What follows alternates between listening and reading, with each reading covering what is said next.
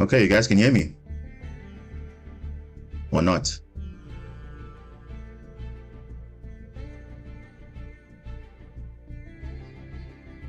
Apologies for that. I don't know, the Twitch was glitching out, so I don't know what's going on. It's like every time I start Twitch, then everything starts slowing down. I don't know what's going on. So YouTube is going to be fine. Yeah. Okay. It's a bit of a late one, but it's fine. Just in time for Meta Weekly. Hope everyone's doing okay. Everyone's doing good. We should be starting shortly. So I already got the duel room set up. So we'll just wait for our opponent to join in. And yeah, that should be it. Okay, let's have a look. Okay. We're gonna start just now, guys, just now. It seems like they haven't waited for the thing to reset. Has it been done yet? So I don't know. But yeah, we'll start just now.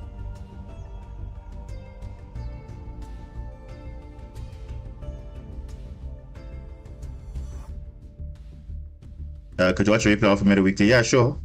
We'll see how far we get, because last week was a bit of a disappointment, at least. Because I mean, yeah, we didn't have we had good hands, but unfortunately the opponent had better hands than us. So it's like we got out very quickly, like literally a 2-0, very fast, and we literally had the perfect setup. But they had obviously had a better hand than us, so it's okay. Yeah, we're still running Marinces with Mermaid Atlantean. That's still not going to change. At least for now, because until we get proper support, I mean, that's probably the best version you can play at the moment, right now. To be fair, though. Okay, let's just check something. The matches haven't started yet. I don't know what's going on.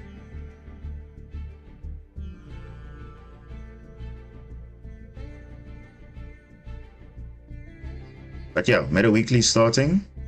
So we should be starting just now. I don't know why it's not loading anything, but it should start just now. Let's check quickly.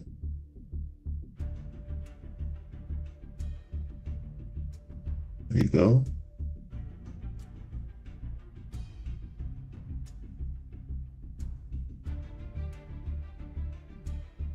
Bro, is the thing glitched out or what? I have no idea. Like, why is it not starting? I don't know. Card limits, morning. How are we doing?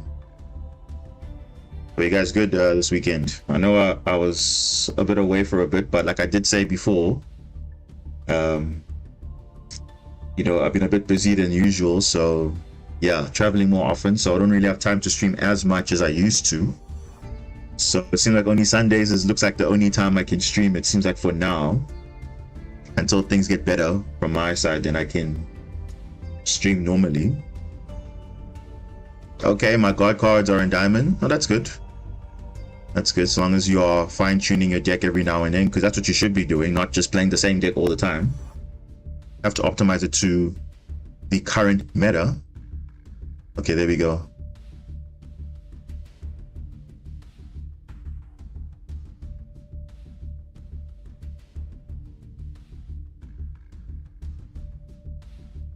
Okay. Let us start the duel room and we should be good to go.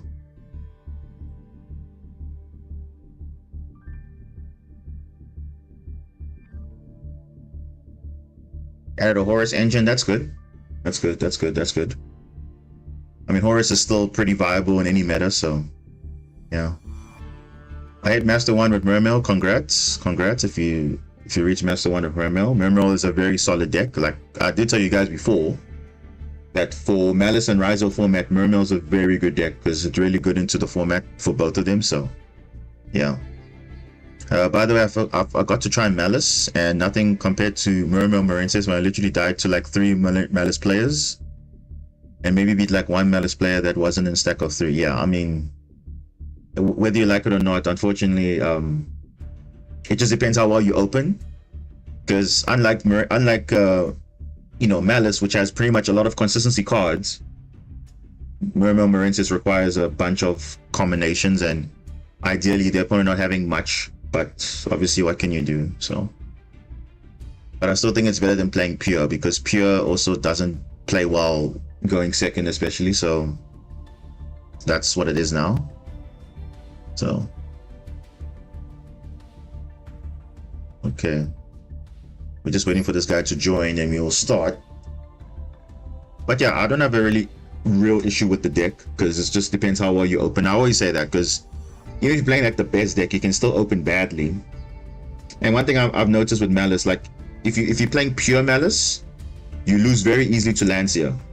Like, because everyone's playing Lancia at this point. So if you're playing pure Malice, you're not obviously optimizing your deck, because you should be playing things that to counter Malice. So that's the thing I've picked up.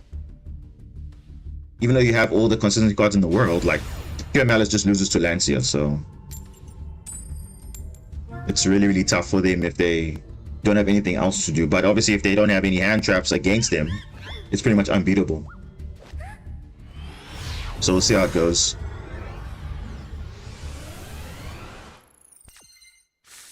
Hotbox, welcome.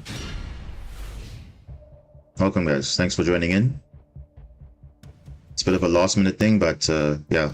I mean, I did warm up at least, so I'm not worried about that, but obviously we're going second now against, is it Primite Blue Eyes or Fiendsmith? I don't know, we'll see, because nowadays it could be anything Primite. But it looks like Blue Eyes, it seems like, or maybe not, I don't know. Fiendsmith also dies to Malice, yeah, probably.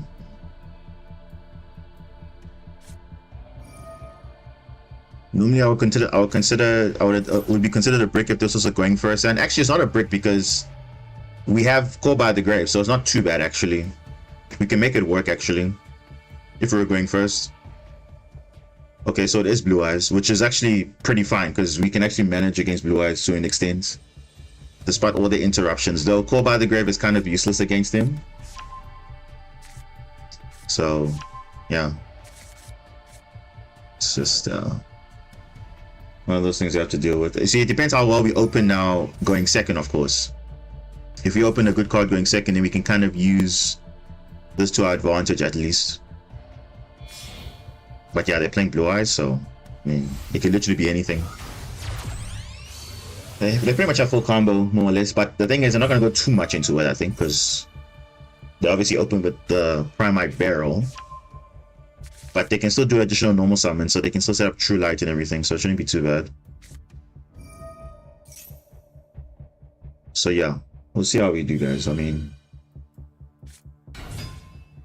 not the perfect hand, but going first is actually not that bad. Because we could have done some plays there, but we're going second. Okay, Veiler. Yeah, we know there's a Veiler, so I have to worry about that.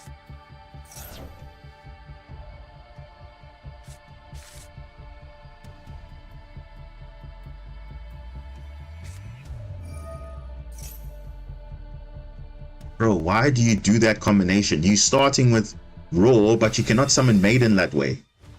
Because you're locked into dragons, bro. Like, what? Have you forgotten? You have to get Spirit of Eyes of Blue off the field. Well, okay, now they're doing that now.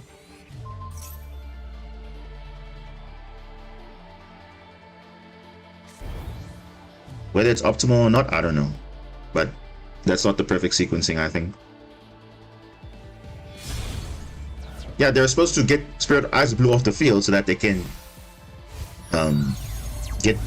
get Maiden on the field, but now this is like very... now they're doing it, which is, I mean, it's the same thing, but I mean, still, I mean, your sequencing is right, I guess. Look, it still achieves the same thing, but now it's like a very weird step that you're doing it though, and I don't know why they're doing it that way. I mean, they still get their full combo. They still get it, so... But it's more risky, I think.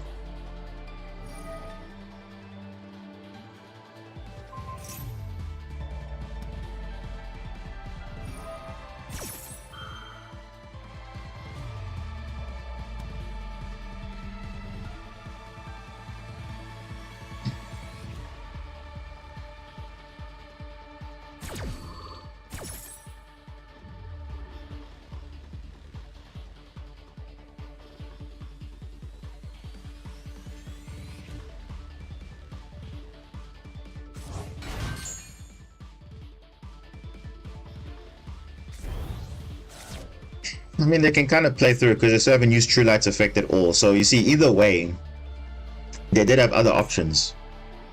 Because of their open wishes with Eyes of Blue, so they do have more options, but still.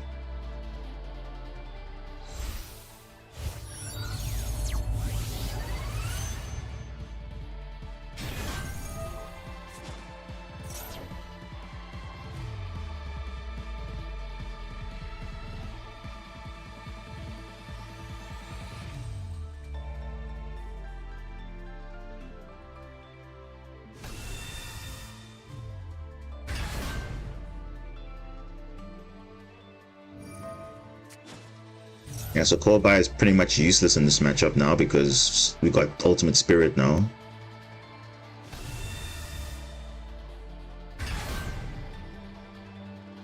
How does 15 starters in a 60 card deck sound? I mean, it depends. If the other non-engine is good, then yeah, it's not an issue, but then the question is it consistent? I don't know.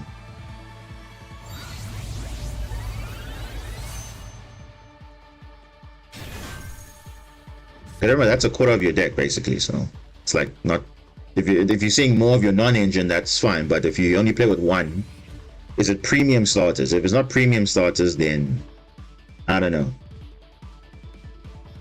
Because like for us, we don't have premium starters. We have like a mix of everything that needs 1 or 2 card combinations. So yeah, 75% non-engine. What I'm saying is, if the 15 starters are premium starters, then it's fine. Like it can do one thing on its own, then it's okay. But if it's like not, don't you want to maybe trim it down to like maybe 50? It's got too many things going on, and our hand is not ideal to play through things. He's got Drill Beam. Does he have Majesty? Probably. You know, these Blue Eyes players, they always have Majesty hard opened. I don't think he even used True Light yet. He never even used True Light yet. That's kind of insane, actually. You can literally just set it right now, and then it's like also a problem as well.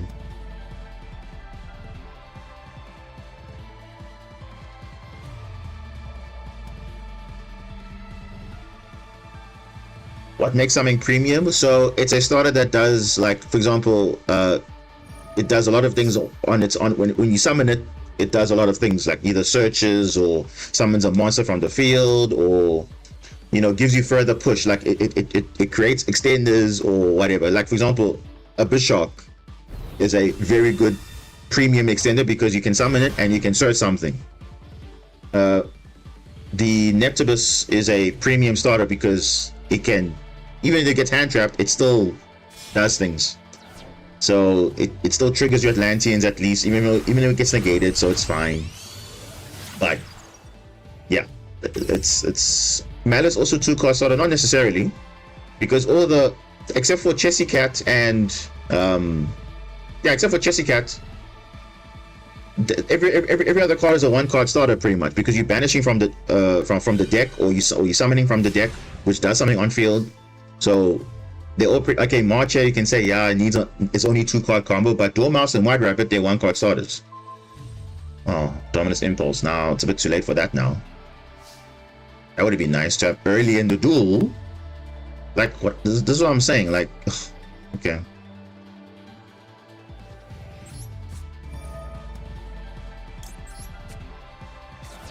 Dominus Impulse is very late.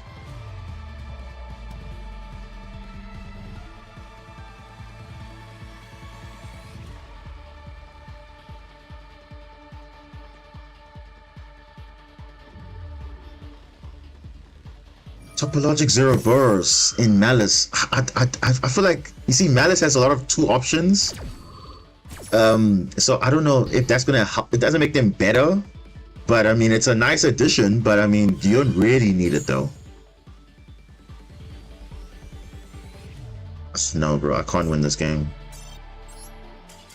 There's too much going on there, and Dominus Impulse coming late doesn't help me at all. It really doesn't. We just move on to the next one, unfortunately, so it's fine. Can't really do anything about that, guys, unfortunately. Because Dominus Impulse is coming late after this guys are summoned already, like, everything. Doesn't really make sense. So. Yeah.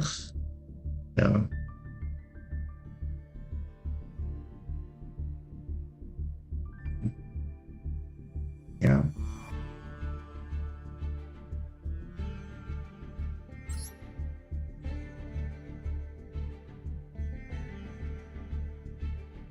I just can't trust Master Duel. 85% odds will become 0 for 10 games, exactly.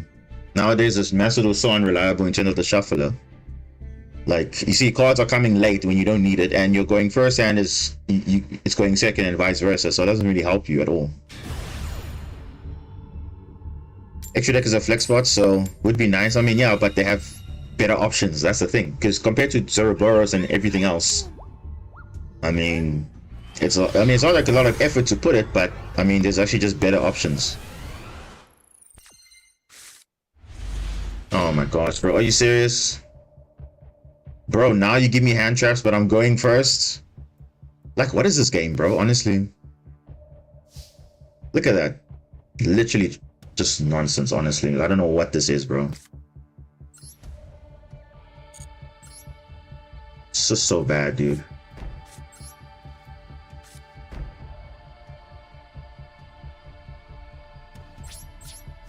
It's fine.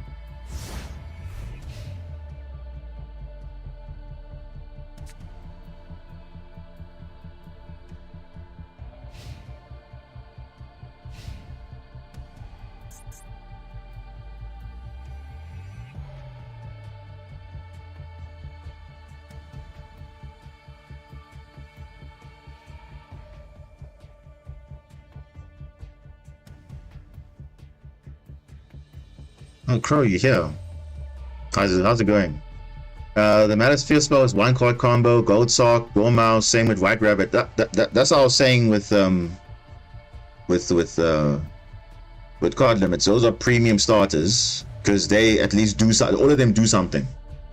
So without any dependency on anything else, it's just 1 card. Those 15 starters or 14 starters are 1 card starters. It's not like it needs another card. Only March Hare and Chessy Cat needs another card.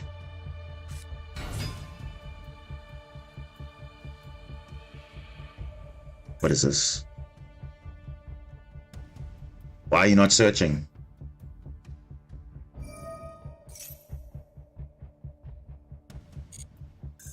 Yeah.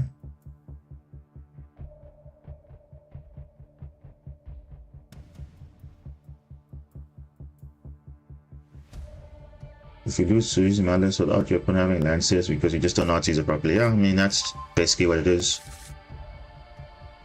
I've been alright, man. It's just obviously like...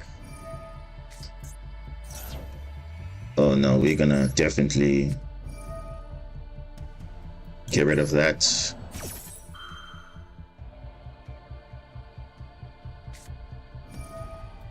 Oh wow, you have Drill Beam. Wow, dude. And you have a Cyphering Driver? Wow, he actually has... That's actually insane though. He hard opens Drill Beam and he has a normal monster in his hand. What are the odds of that? You see what I'm saying? Like, what are the odds of that? I don't even know. Just chilling a bit. Reach Master using White Forest. That's good. Congrats. Yeah, in terms of the rank grind, I don't know. I don't have even time to play ranked day, to be honest.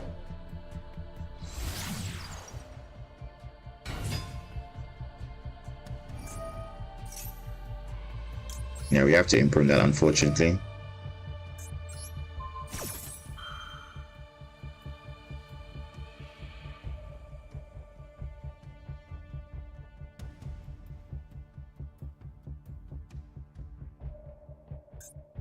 We're just going to do the events. I did the Fusion Link Festival, but that was quite easy. So there's also another one, the Under 5 event. But I mean, it's just for gems though. But I can do that naturally. I don't have to necessarily like commit to anything. It's just whatever. So I'll just play what I can, honestly.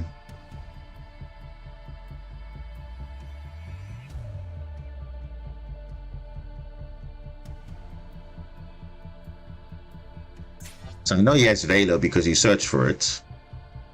But you see, after that, what does Blue Eyes do? What do they have? Do they have extension? Do they not?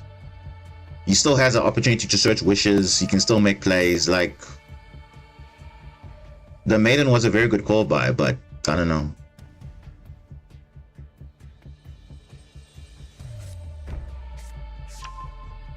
And one thing with Malice, one thing I noticed, if they banish all their stuff already, on if it's your turn and they've reduced all the effects, then it's not like that difficult because it's just setting up a wall for defense pretty much. So it's just like, okay, if you play through all the disruptions, you can still play. I think that's what White Forest is good for, just extending beyond extending beyond extending, because they have a lot of options.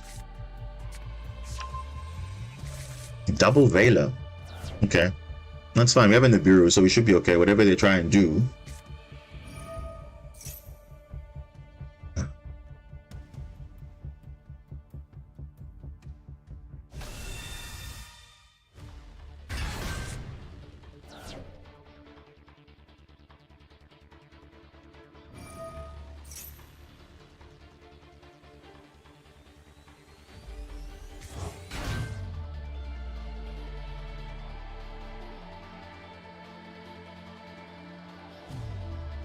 Yeah, that's actually true, Crow, because a lot of people have dropped Droll, and Droll normally impacts White Forest a lot. So when people are not playing Droll, White Forest becomes better, because that deck really relies on Droll a lot. It doesn't rely, but I mean it loses very hard to Droll White Forest.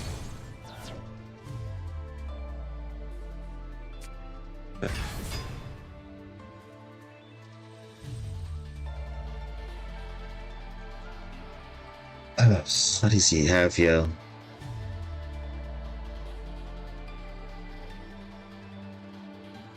Like, he's done all the main plays, so I don't know what other plays would he have.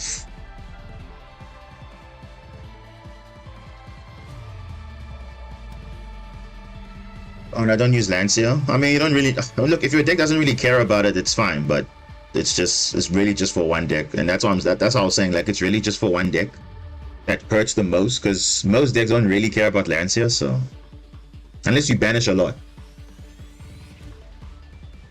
So I'll just Nibiru here.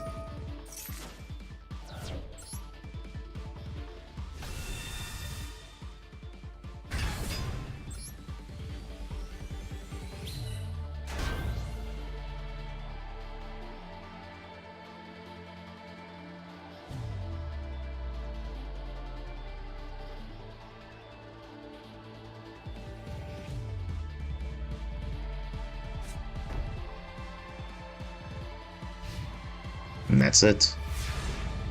Alright, give me a worm monster that's good enough. Oh, thank goodness. Thank you. Something that's decent. Actually decent. Wow. Okay. Now we can kind of play the game at least.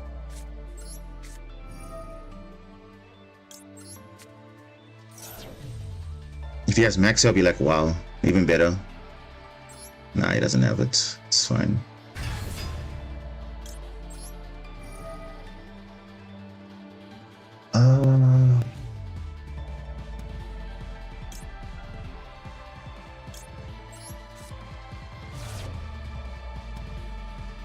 Now I can push for lethal, but obviously he has True Light, so you can just revive a Blue Eyes again.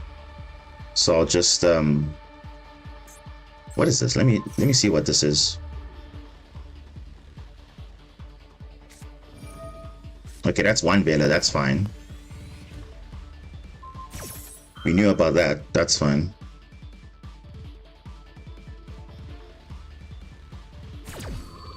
He has another one in his hand, which is okay.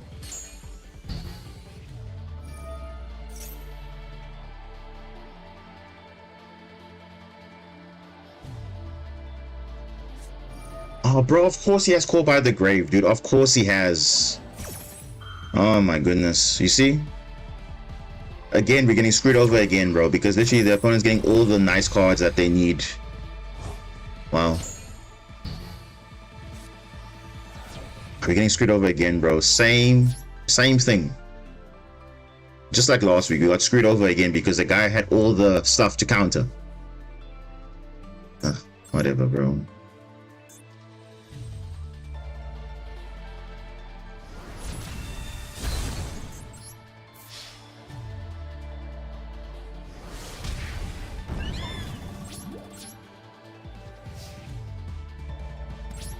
He has a good follow-up now.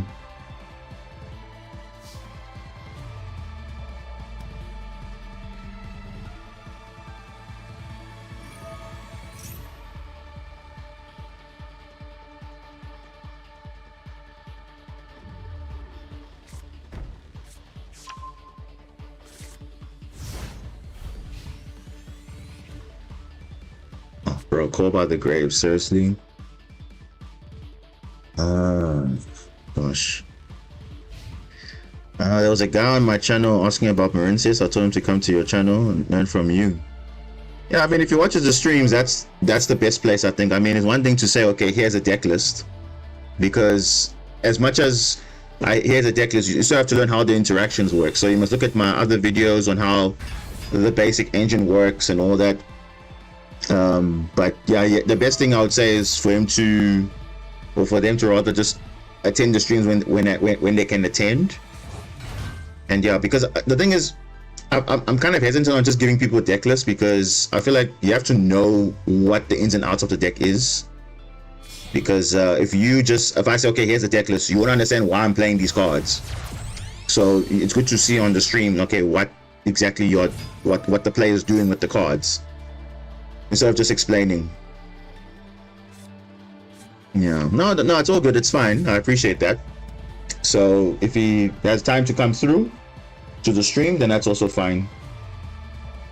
Because that's for a deck list, that's very easy. I can just show a deck list now and then people can copy it. But to actually see how it actually works, it's good to watch the streams or some videos to see, okay, how the combos work. And I do have kind of a few videos, but there is a dedicated one. But I'm waiting on, you know, I was planning to release a dedicated combo video for this specific build, because obviously Mauritius has been evolving over time.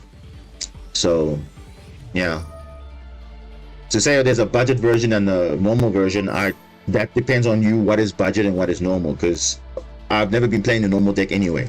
So the same player can have the same deck list, but just depending on your style. Exactly.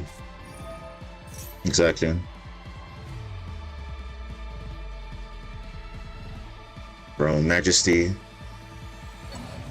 Okay.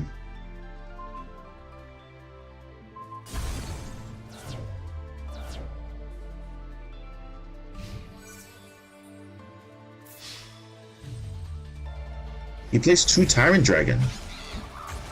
That's interesting.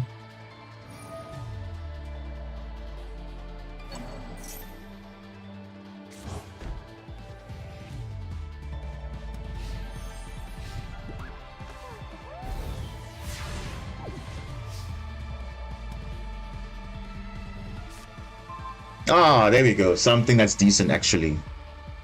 Oh my gosh, okay. We kind of in the game. If he doesn't do anything, we kind of there. If he doesn't, yeah, oh, but he has another Veiler, I forgot. Damn it. He has another Veiler. Yeah, he does. Bro, we're just getting unfortunate here.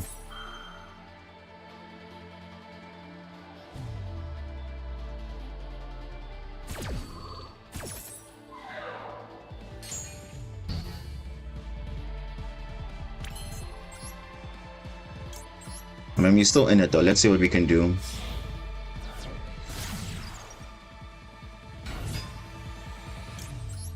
We still have some options here. Does he have another Veiler? No, I don't think so.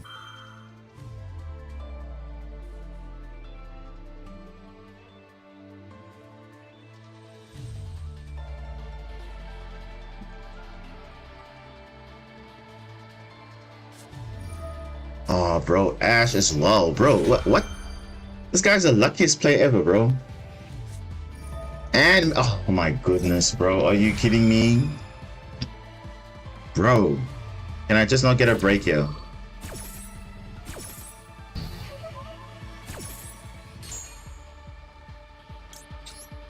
Oh, goodness. Literally, last week the same thing. These guys are just the counters for everything, bro. Like, and it looks like my deck is trash, but it's not. It's literally just a non-engine that is making the deck better. That's literally it. Because now if I activate that, it'll just destroy the...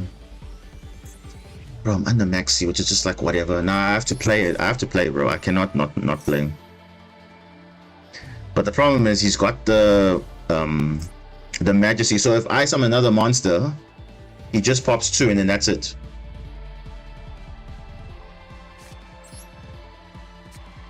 So it doesn't really matter actually.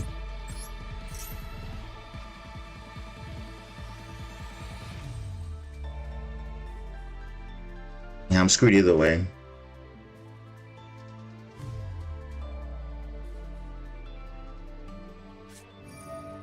What? Why is he activating that now though?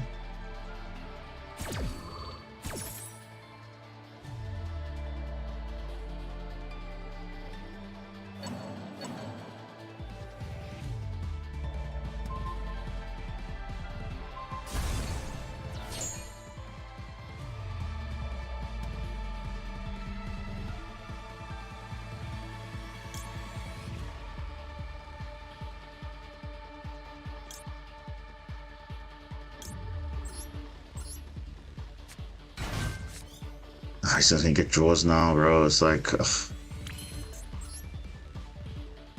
And I can't just leave it like this because he's gonna have follow-up. That's the problem. So I have to play it out.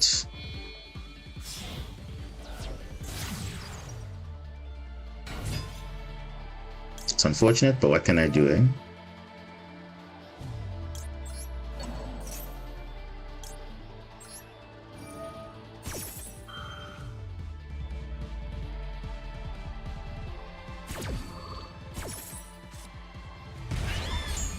Is a wave. Okay, that's kind of fine, but not ideal.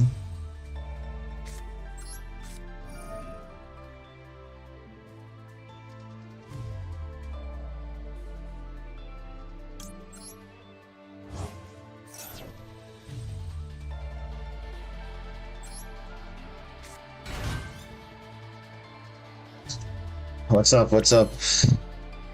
How we doing?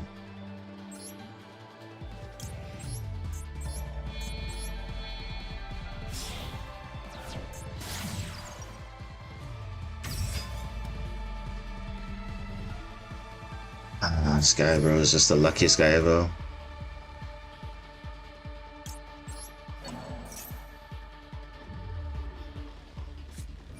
And of course, the Veiler. There it is. The third Veiler.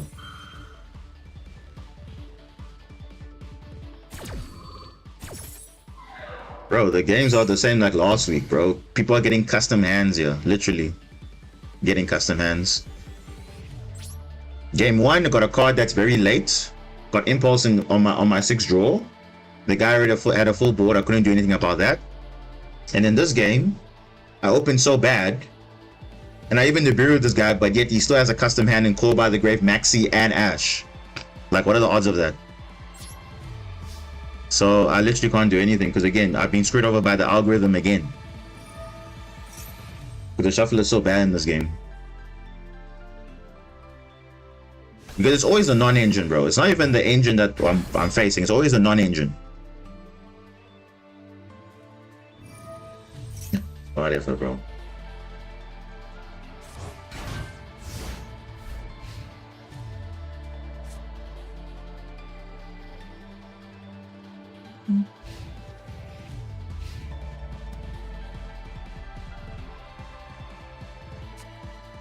Yeah, but we basically lost this game. Because again, we've just been like we went second with the going first hand, and then at the same time in this game, we just got not the perfect hand, and yet this guy got a custom hand literally.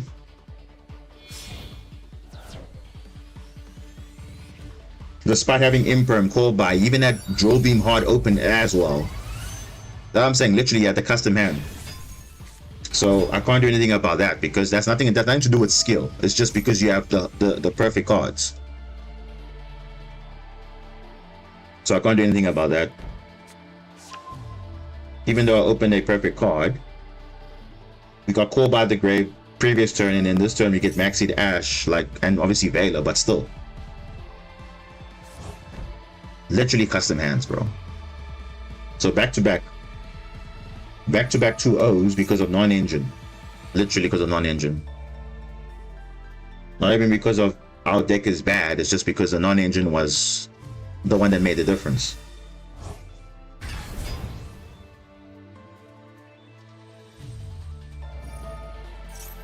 As they say, it's always for your opponent, never for you.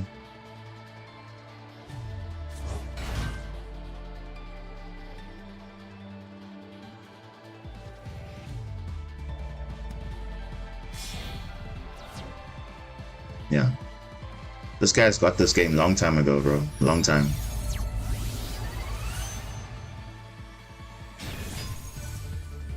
Yeah.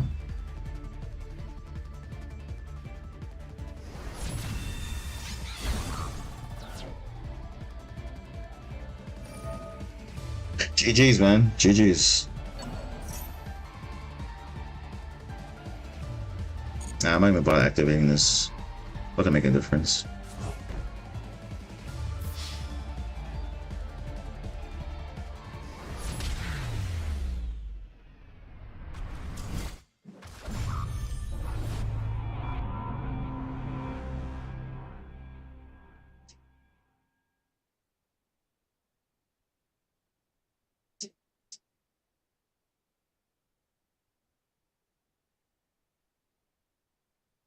Let's just wrap this up. Okay, that's it. That should be that. Bro, people are getting DQ'd out here. What is going on here? Wait, how is that possible? Okay, so here's the thing, right? How's that even? Oh, okay. What is that even making sense? How is that possible? I get double DQ'd. Okay, well, all right, well, that's fine.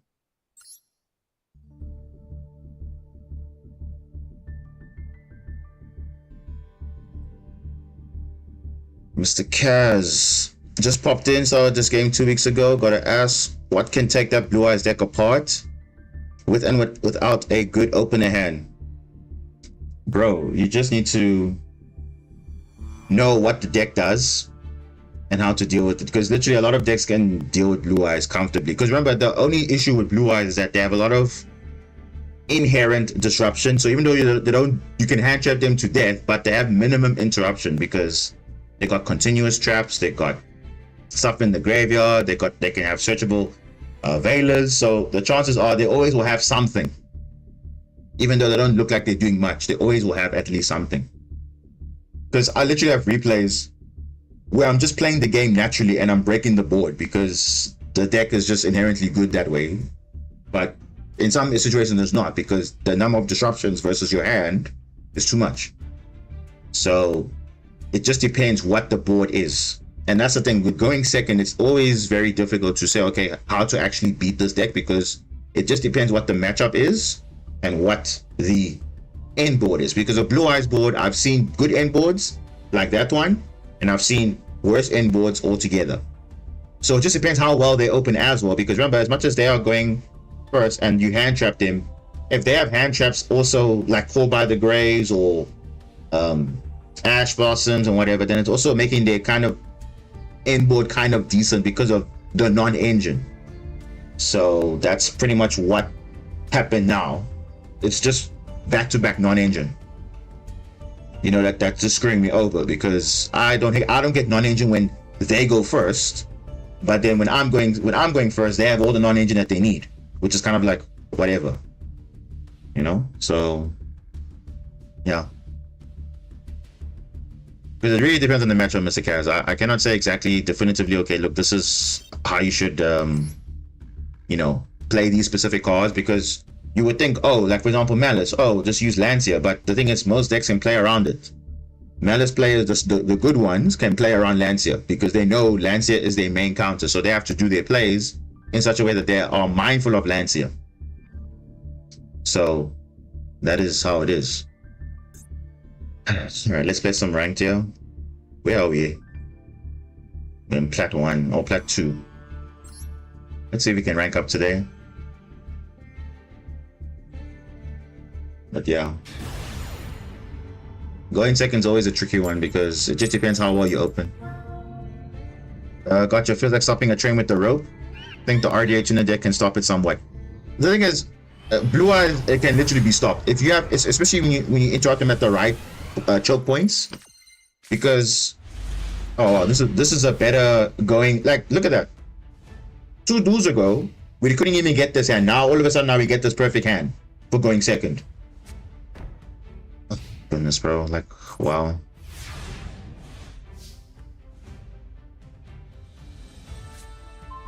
Look at that, bro. Now we got dude.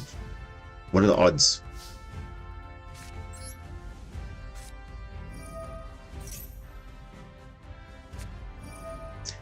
Maxi. Okay. All right. All right. Okay.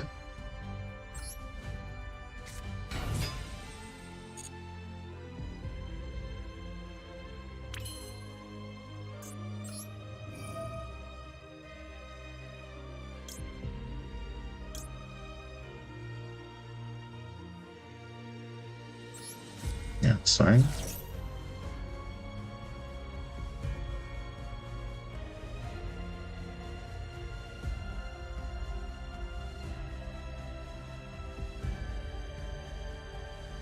Konami loves the Blue Eyes. Yeah, I mean, the thing is they got good support. That's the difference. You see, a lot. What you realize also is that certain decks just need certain support, and then it becomes decent to keep up with everything.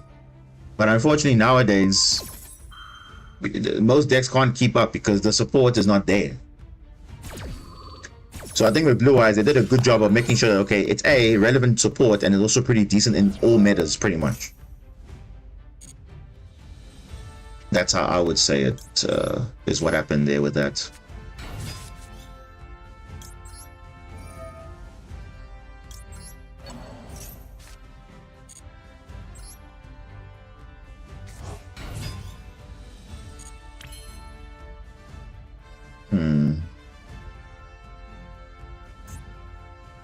I don't think I need Impulse.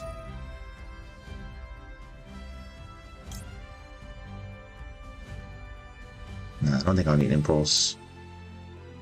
Oh, actually, I might need it, but nah, I don't think I'll need it. I think I'll need Impulse. Ghost Ogre. Oh, well, that's interesting. Okay, it's fine.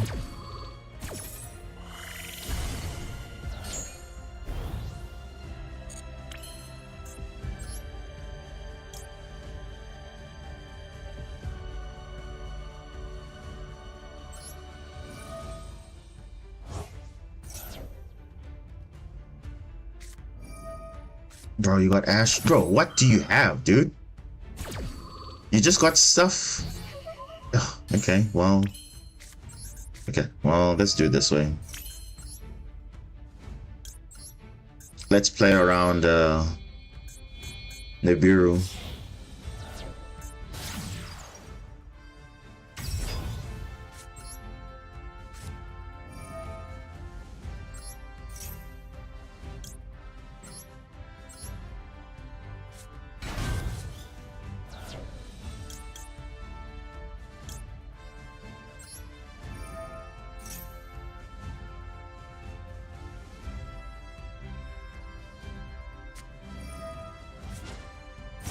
Lancia, bro. I don't care about Lancia, bro.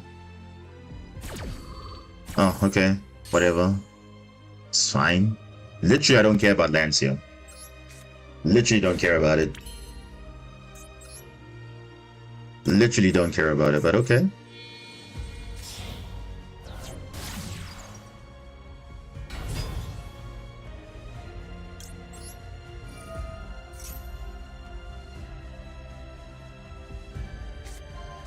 All good, Mr. Kaz, all good. Oh, that's actually pretty decent. Getting a wave, I'll take it.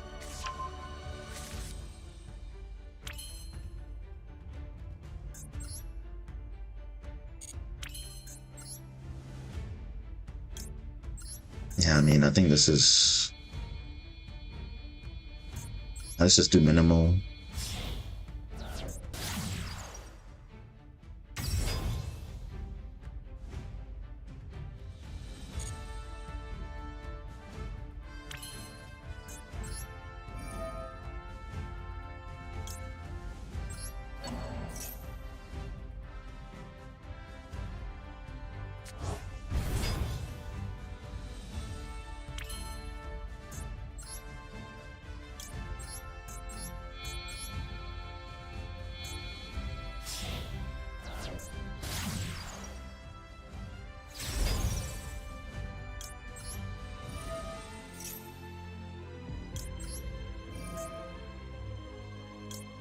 Yeah. Lancer doesn't really do anything to us. It's only banishing with Spring Girl, and that's pretty much it. So, yeah.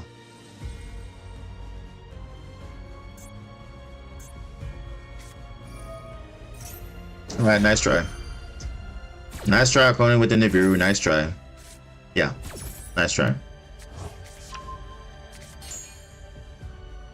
Nice try there.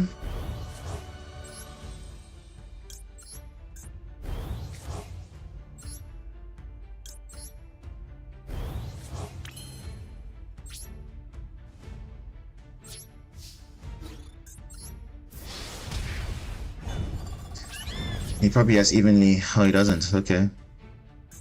Aqua Angel. Should I keep Aqua Angel? Nah, I'll keep it. Can be useful for extending later.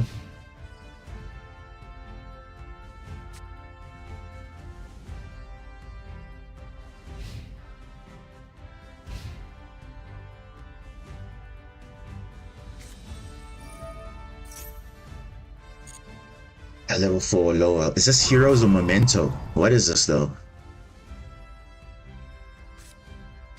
This guy had like 5 hand traps. 5.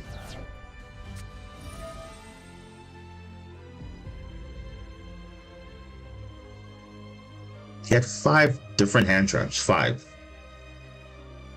That's a lot.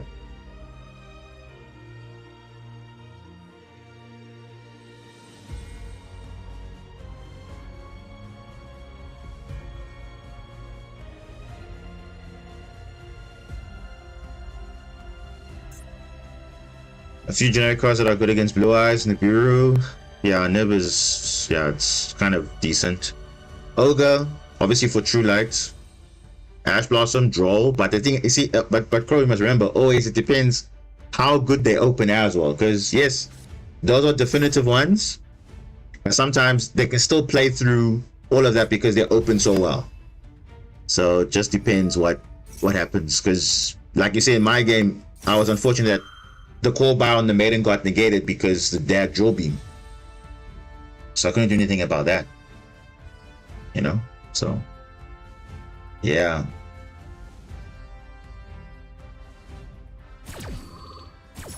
Oh no, I see you giving him some coaching there. That's good. I'm just mentioning that obviously while they are good plays, it just also depends how good they are, you know, against your opponent. So obviously, yeah, the baseline is there, yeah, which is fine, but just sometimes they might have the counters to everything, so just be wary of that. Oh my gosh, bro, he's you see what? Plasma? Seriously? Is that all heroes can do now? Just summon plasma and that's it.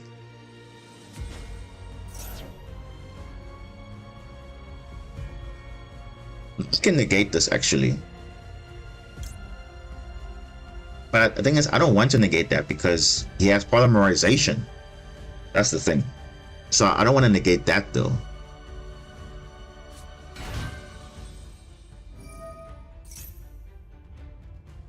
even this, I mean, this is a...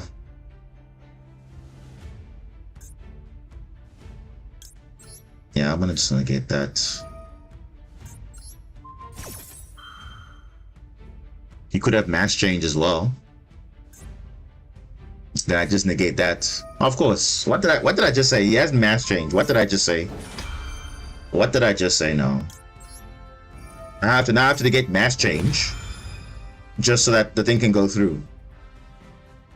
Does he have another mass change? Because not once per turn.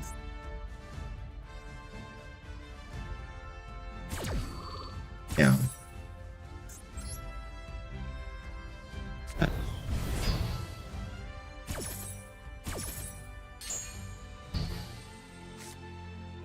Yeah, he can do his Stratos plays if he wants to now.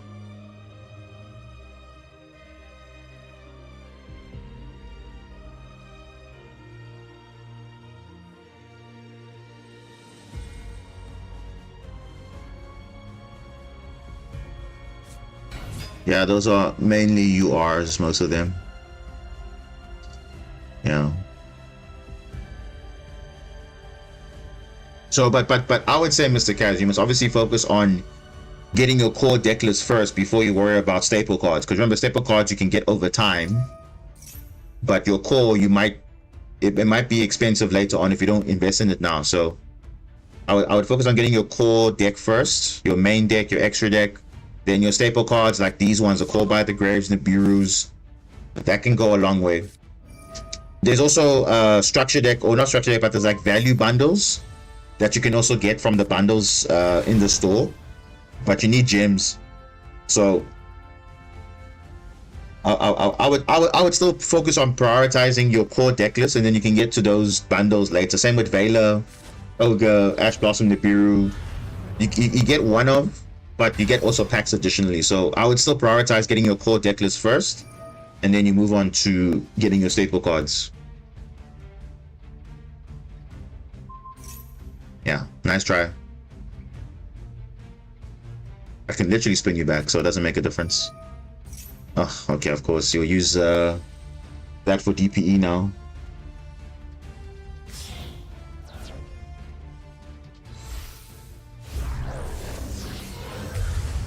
Yep.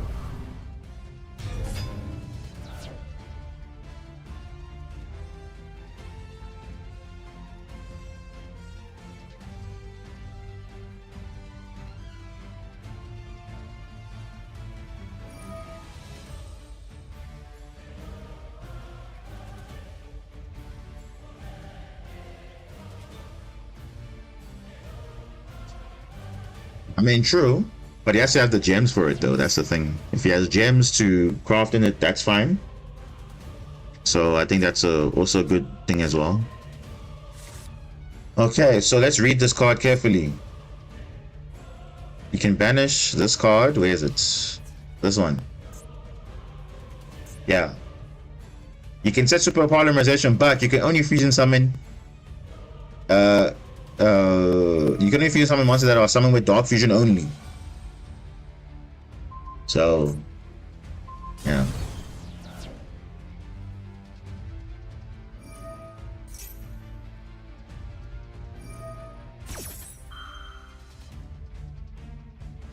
He's gonna realize I'm unaffected. And get around 16k gems. I mean, yeah, it's kind of decent now solo mode, so yeah.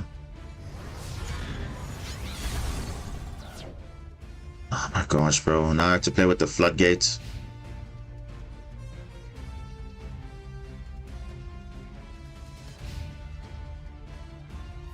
Oh jeez, here we go. Ah.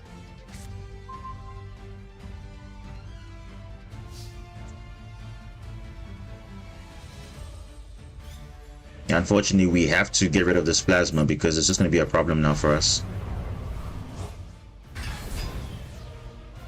Never mind. Never mind.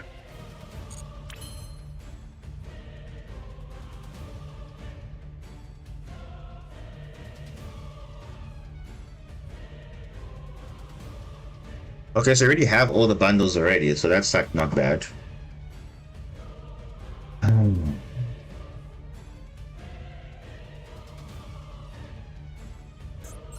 Of course, bro. This guy's just gonna sit on the floodgate, dude. Like, wow. What are the odds of that?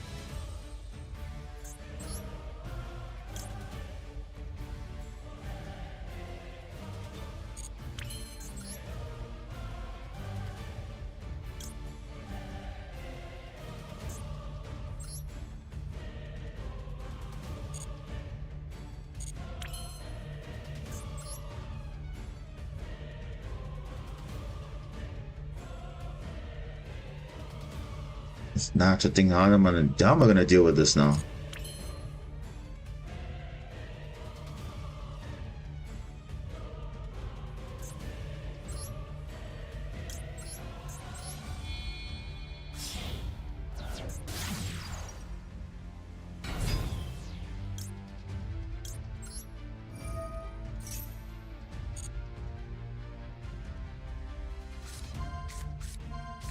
Boom. Okay.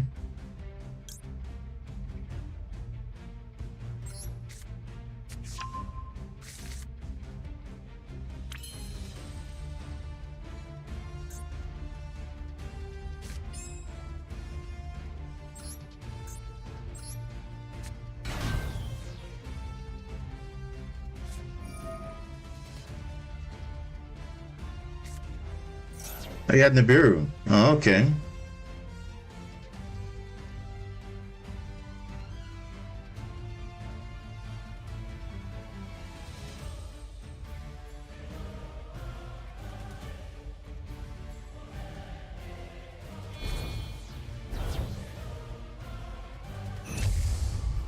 Yeah. So let's understand what happened there, because he forgot his own card. Says you cannot fuse with any monster on the field. Only monsters that can be summoned with Dark Fusion. So that's the reason why he cannot fuse away my monsters. So he just, yeah. Okay, now I think we're fine now. I think we're fine now. I think we should be fine now.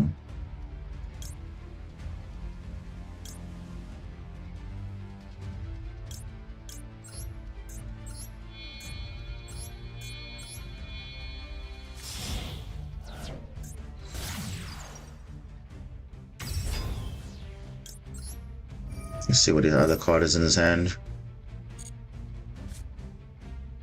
Call by the Grave.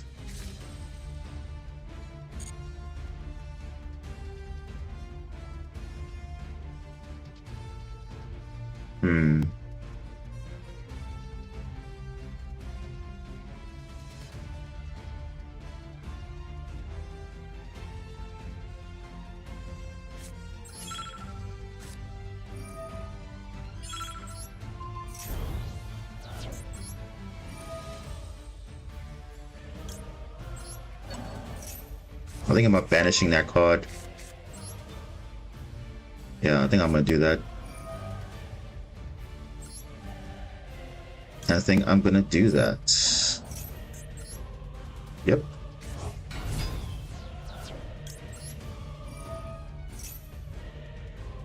I think I want to do that.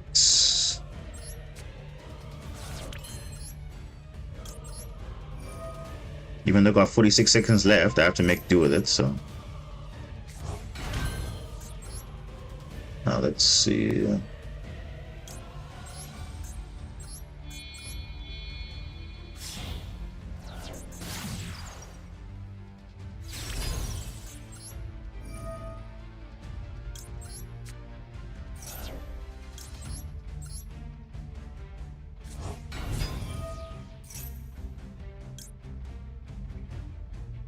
Wait, what?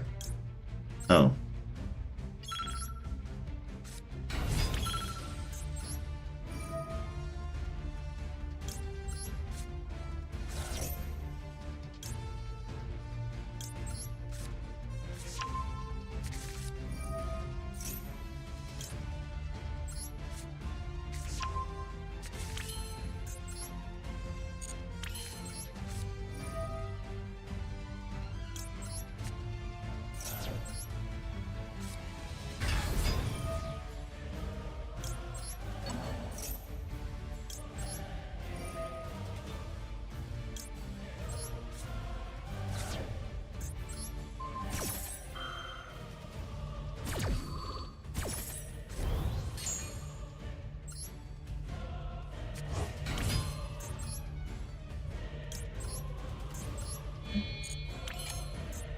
Oh my gosh, come on.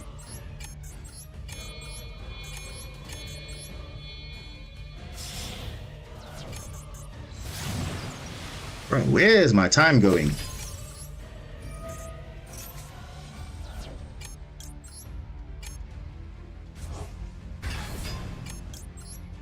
Yeah, okay, now we're fine now.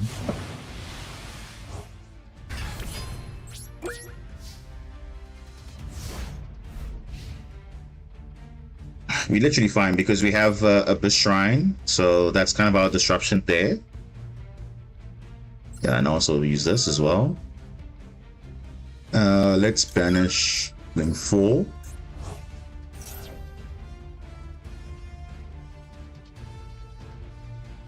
Yeah, I know it's called by, but the other card we don't know.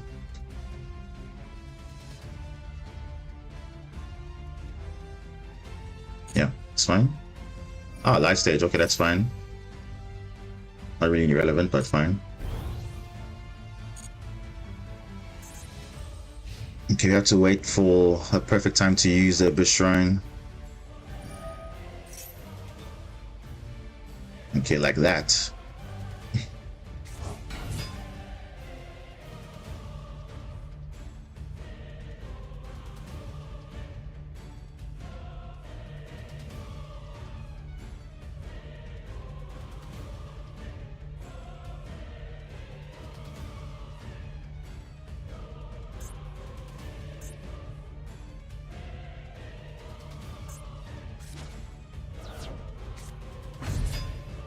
Wait, what?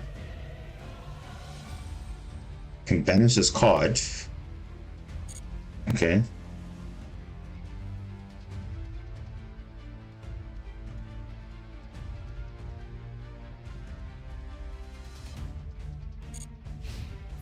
Battle phase. Okay. Oh, he's gonna destroy himself. Hmm.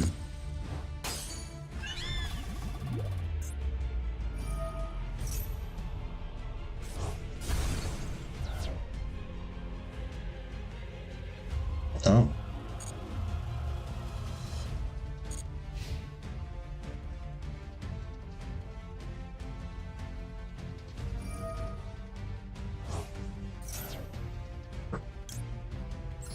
Let's do this now.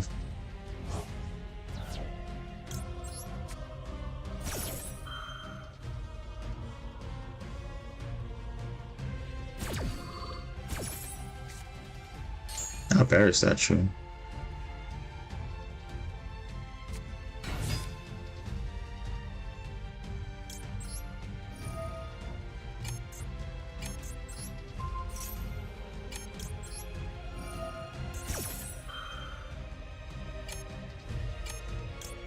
Oh my gosh, bro. Mandatory banishes? Seriously?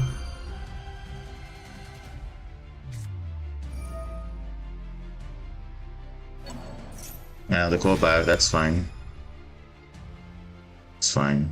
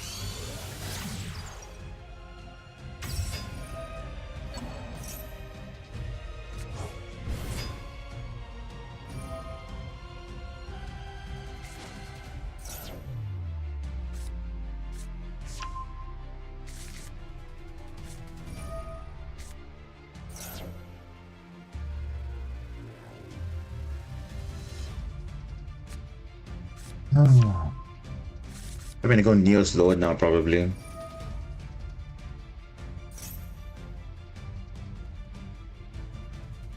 Yeah, he's gonna do that.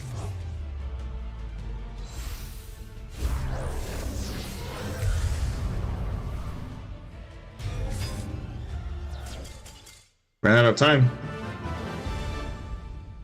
Time limit, I knew it. There's no way this guy was gonna be cooking without like little time, so yeah. But okay. I mean, we still had a comeback regardless. I mean, Neo Sword I can deal with. I've done it a lot of times, so it's not a big issue. But yeah. Interesting game, but it is what it is, right? That's fine. Okay.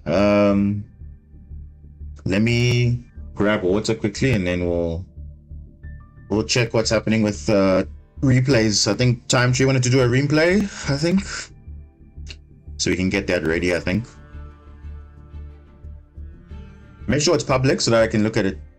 Top replay, is it your main account or is it your other account? Main account? Okay, let me check the main account. Top replay. Okay, today. Okay, no, it's fine. When I come back, we'll look at it.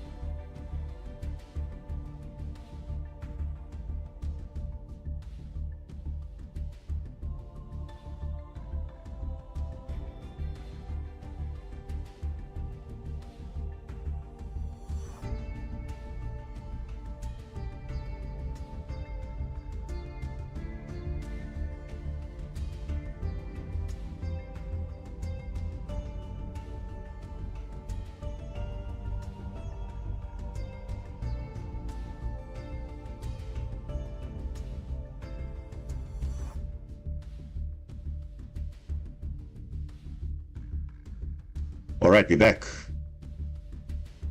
So let's check some replays here.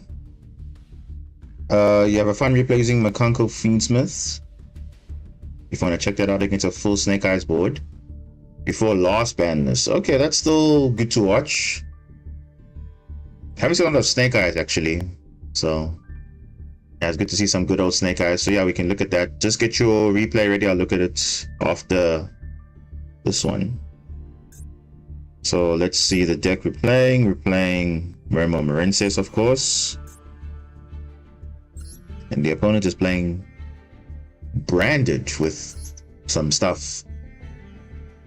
Duel, Kashtira. Bro, what is this deck list? I have no idea. Like a good stuff everything deck. Pretty much all fusions. Like, regardless we are fusing. That's basically what I'm getting from that. What other better replays to showcase than Mermo Morenses? Okay, fair enough. Yeah. I like seeing my creation, so why not? I like to see others inspired by my vision. Ooh, this hand is very, very good hand. Like, you can pick at the opponent's hand before coming to any play, so you know exactly what the best end board to make. Because sometimes it's not always Argonaut unaffected. It's also, you also have another line where you can do Link 3 Mermaid King with Bubble Reef and the Equip spell. That's also a very good line as well. So, because you can negate spells if they're a spell heavy deck. But if not, Argonaut unaffected is also just as good. So we'll see how it goes.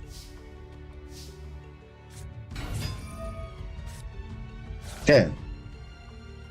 I would have picked with Minstrel first, because what if they have a draw and whatever, then you can play around it. So I always say rather be conservative than just shotgunning the Neptune, because if you have a Minstrel in your hand, that's the first play you do. No matter, because let's be honest, the Abyss Tears, you're not going to really be using it. So, but the Minstrel will give you an idea as to exactly what's going to happen.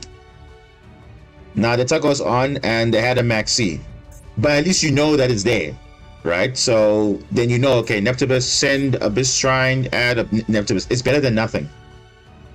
So, yeah, I rather let them force it out than trying to wait for something to happen. You see, so I would, if I see a maxi or full loss there, that's cool. I know what your hand is at least, so I know what the play is going to be in the follow-up. So, yeah, it's fine. It turns out it wasn't. It was a Tillerman Castira.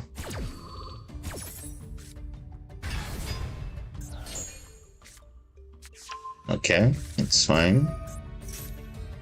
And now look, now, oh, this is just like, what are the odds of getting the exact mill that you're looking for, which is the Tillerman Sheeran? Oh my gosh, like, luck of the door, eh? Kit Kalos.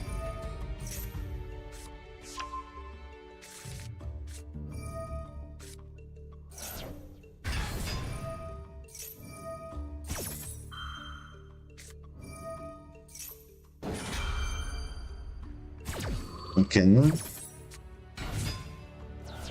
Milling again, a perfect mill. Like, dude, Rhino Heart as well? Yeah, infantry's not so good in this matchup because, yeah, you would have seen the Bastiles and everything.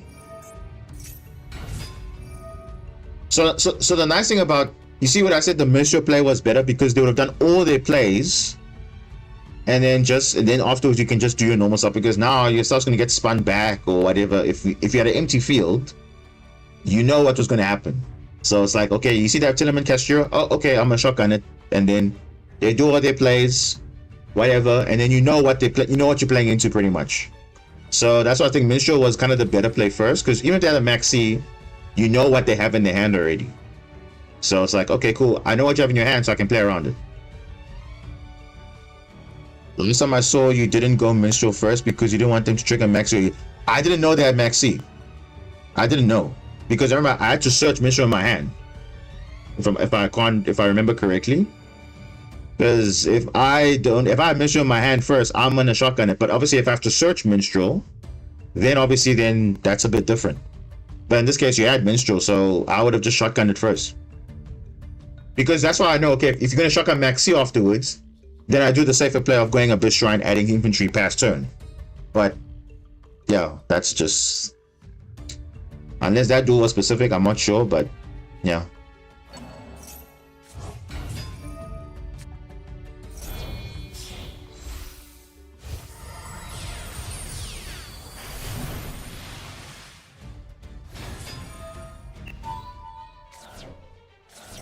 Yep. Spin it back for going a monster. Now you're gonna get a crazy field going here. Literally a crazy field. You have like more than enough bodies to do like the full extension of what you need to do. Yep. Ah, and a Aqua Angel, that's nice. Really good mill there. Yeah, you pretty much have a full combo here, so.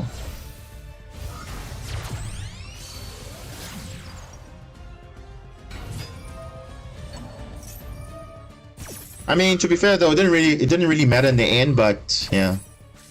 That's probably because I have Marince's plays, yeah, probably. But the thing is, like in this case, you see now, because you had Minstrel first, and you saw, okay, they had Tillerman plays, they'll do all the Tillerman plays first, and then now you can just break the board and then just carry on from there. Because now you have your plays regardless, so it's like, fine. So it's still the same thing, but yeah.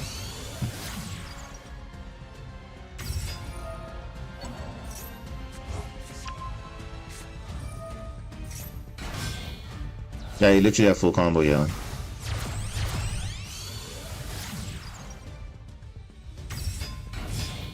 Anything missing is the field spell, which I would have, yeah, get that early so we know that's there.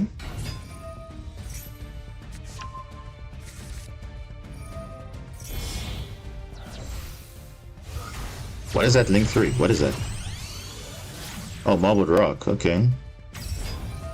So you're going for the perfect lock, essentially, like unaffected status, plus, you know, you're getting battle protection from both your link monsters because obviously it's putting to both. And yeah, you have at least 3 interruptions, at least 3.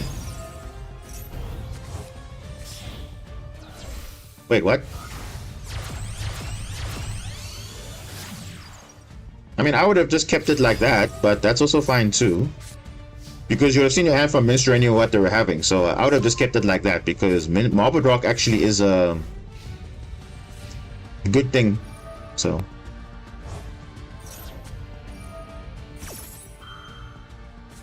Mr. Kaz, all good, man. Thanks, appreciate it so much for sticking around. Hope to see you more often.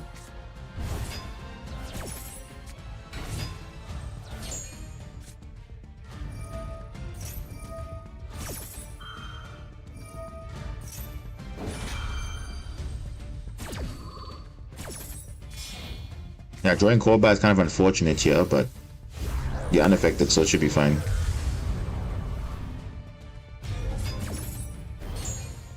Huge. Wow, they went for the unaffected. Lol, that's funny. You literally not gonna nothing's gonna happen there, so okay, cool. Okay, Fusion deployment, why did you negate that? I mean, were you referring at Albaz maybe? You see, now that's why. You see, I would have waited for Branded Fusion because I'm saying, hey, they're playing Branded. I've got to get rid of that stuff. But it's fine. I mean, you can see they're playing like a lot of like different engines, I guess. So the only spell in their hand was deployment. But I mean, if you saw when they were milling branded stuff, you know, okay, Branded Fusion is there. So yeah, you're probably low on time. Oh yeah. I suspected that.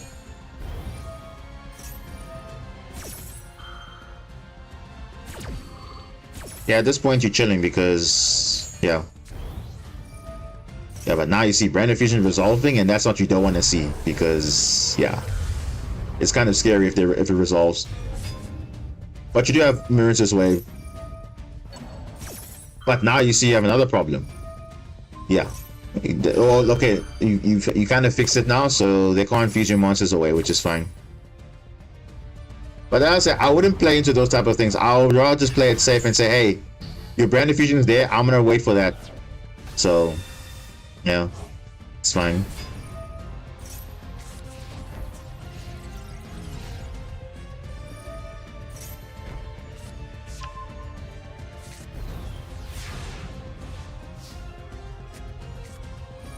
Okay, let's say you break the board.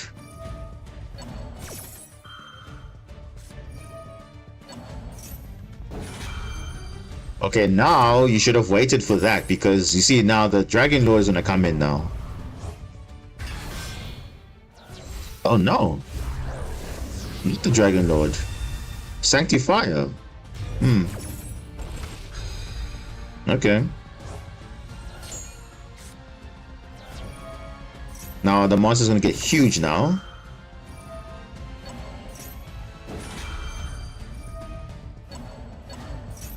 They're gonna summon Yubel probably to their field and then a thing to your field. Yeah, this is gonna be easy. Just banish away, my guy. Banish away. Use Coral and enemy's effect and banish everything. Literally just banish everything.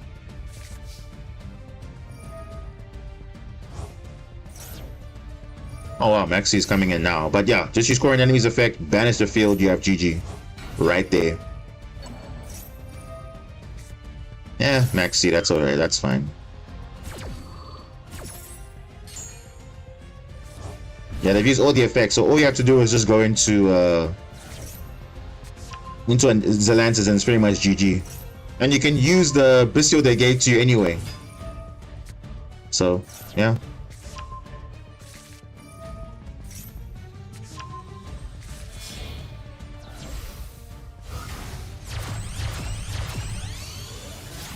Remo King, okay.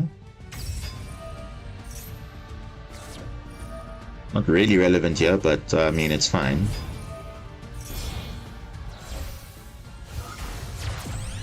Man, you have more than enough lethal on field. I mean, you have still Presidra to summon and all of that. Yeah, you're pretty much good. All you have to do is just make Zelantis and you're pretty much good to go. They can't do anything to your field, unfortunately. Yeah, I would just banish the field there because, like, you're not worried about your unaffected sets anymore because all your monsters are going to be not coming back. So it's like fine. For them, that is. Yeah, get that wave, of course.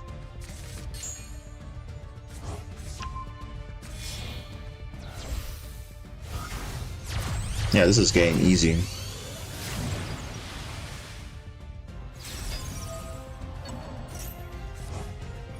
Alright, bye-bye field. Look at that. How many monsters was that? That's literally like 6 monsters being gone. 6 monsters. How crazy is that? Yeah, you won't see any board breaking like that. Definitely. That's a full field wipe, eh?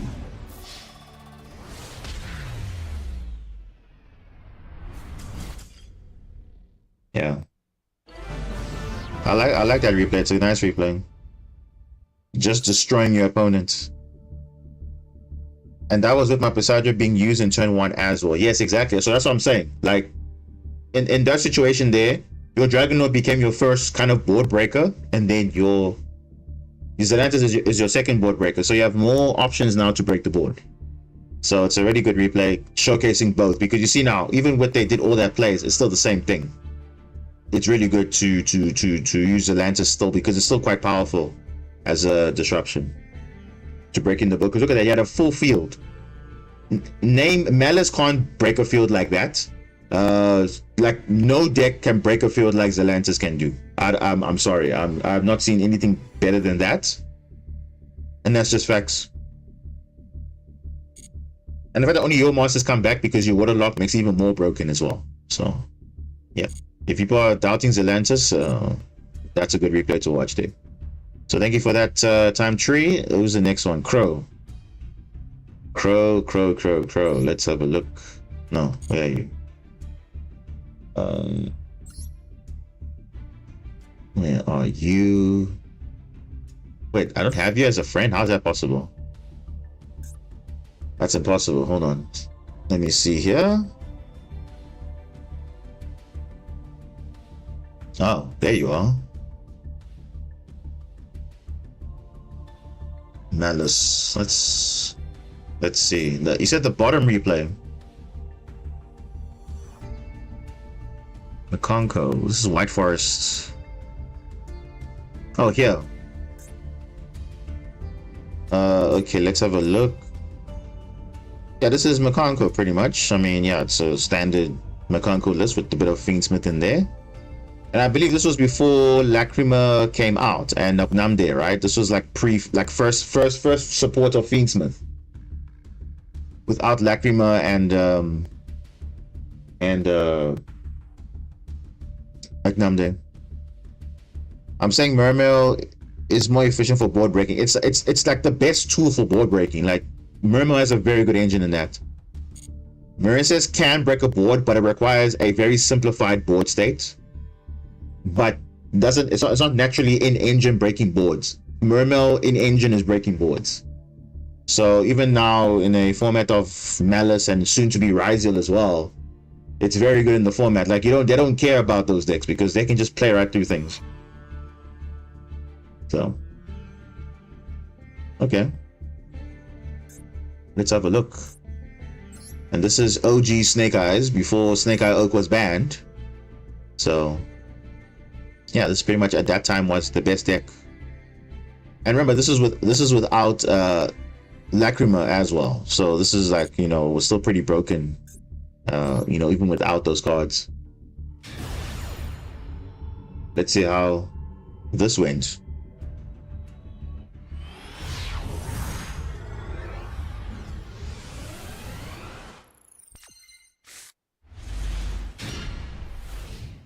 Yeah, now obviously Makonko going second is like Sky Striker. It's very reactive, so they require you to have a full field. Then they can dismantle your board one by one.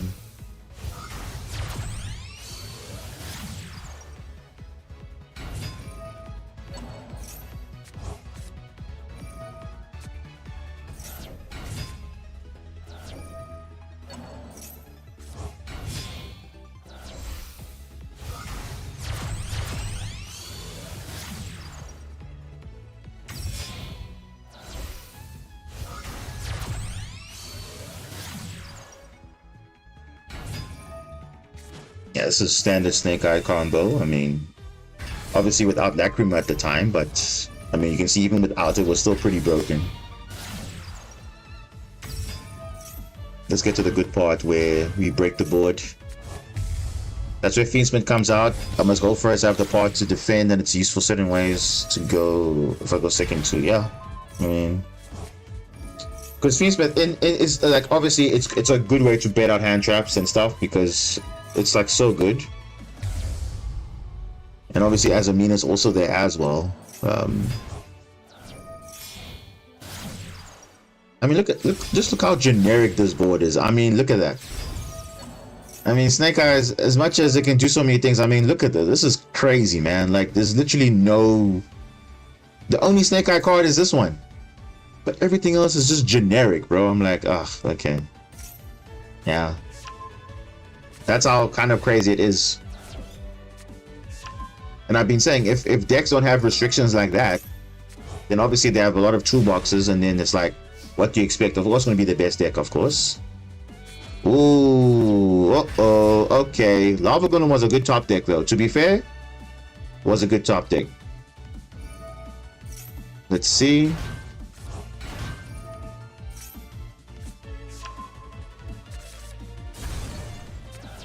Alright, that's fine.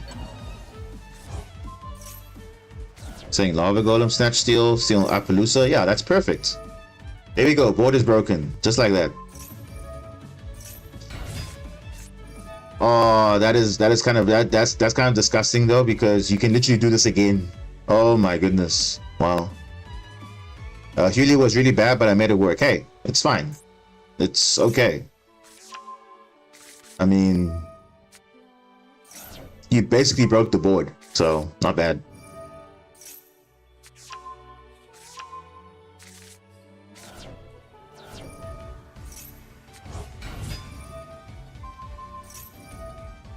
And you have free Apollo for no reason. Oh, Juice Worm. That's unfortunate.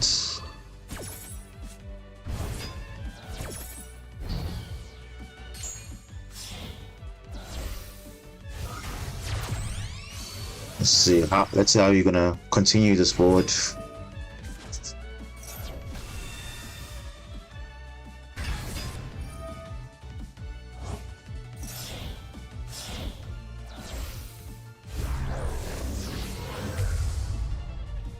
I mean, it's a light fiend, so I can see why you use that.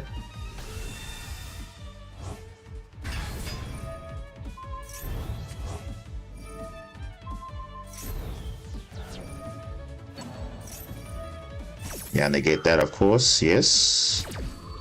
You don't want Snake Eye getting some recursion here, so that's fine.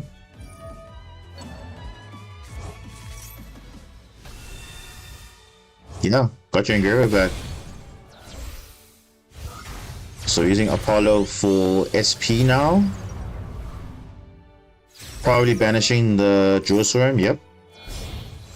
Yeah, they can't recover from that, definitely not.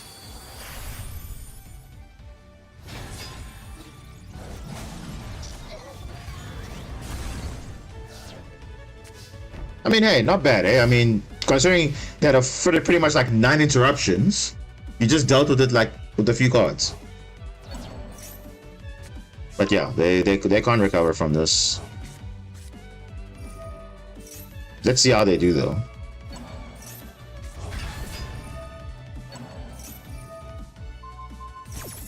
Yeah, that's kind of a mistake.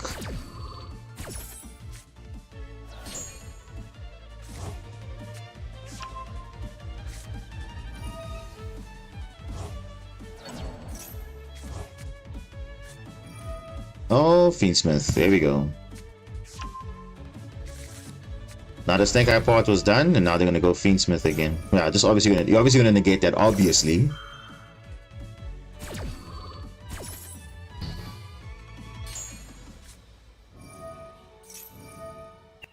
Like, just look at how crazy this thing is. Like, they broke their field, but yet they still have plays because some cards are just one card combos. Like, what is that, bro? That's just crazy. You know? Look how resilient this deck is. Despite doing all of that, they still have some sort of a play still. Like, no, that's just way too much. Like, you should be punished for being hand trapped, but this deck doesn't care about being hand trapped at all or being disrupted. You can still kind of play the game at least. Because Fiendsmith gave him that edge of, okay, controlling the field, breaking the board, and then Snake Eye was just further link summoning, spamming bodies. Like, this deck was just oppressive, definitely. But Fiendsmith just made it, like, elevated, I think. Oh, stealing the sequence. That's nice.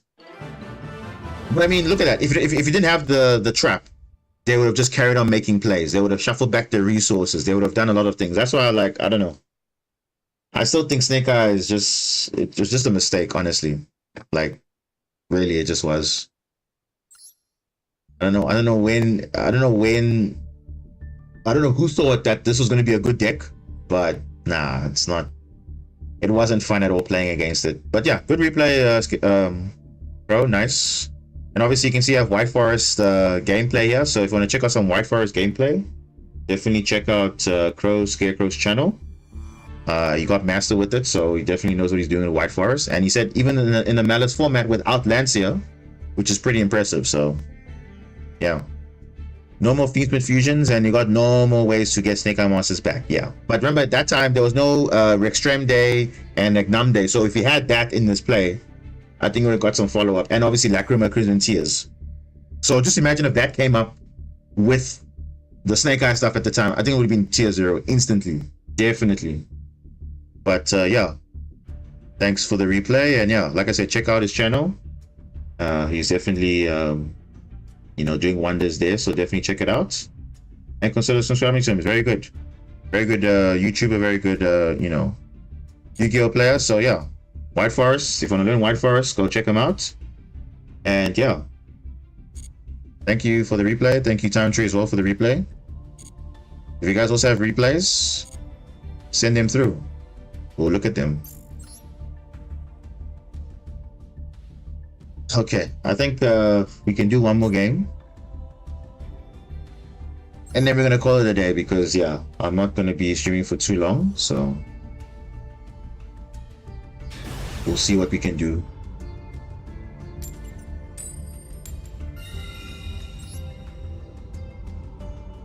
We'll take it from there.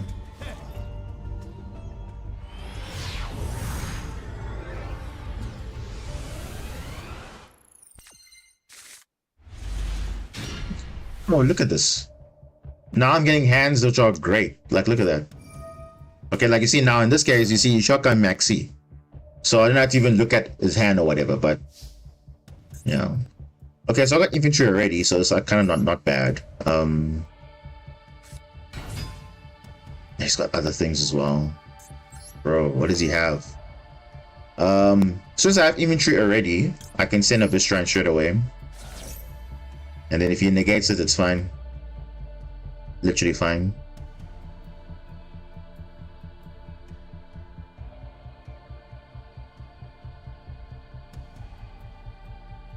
Yeah, I'll get the side draw for next turn, and then I'm good to go. Yeah, he's definitely got something else. So it's like, you know what? It's okay.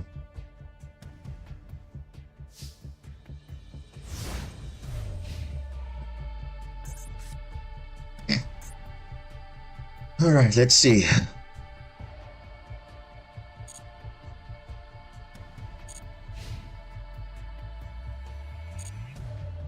It could be Malice, it could not be, it probably is. Let's see.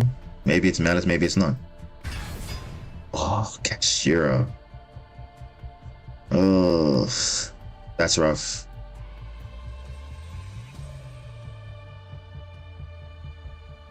Kashira, eh?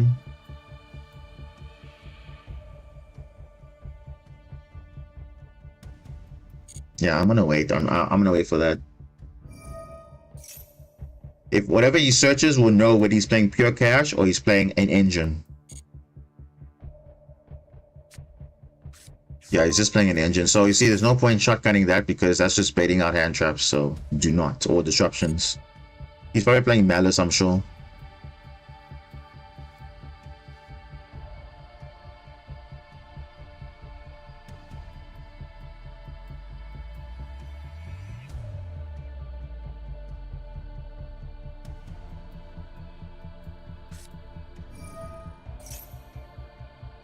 It's fine.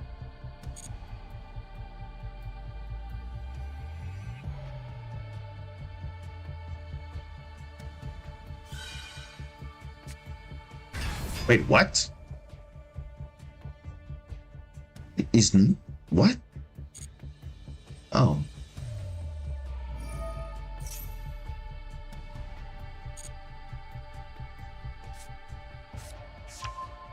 Another cashier unicorn. Okay, so it's still not his main play.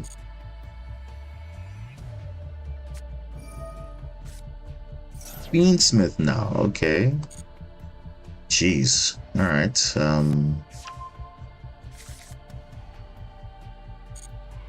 He's got quite a bit. Eh? He hasn't got his main plays yet. He's still playing non-engine, I guess.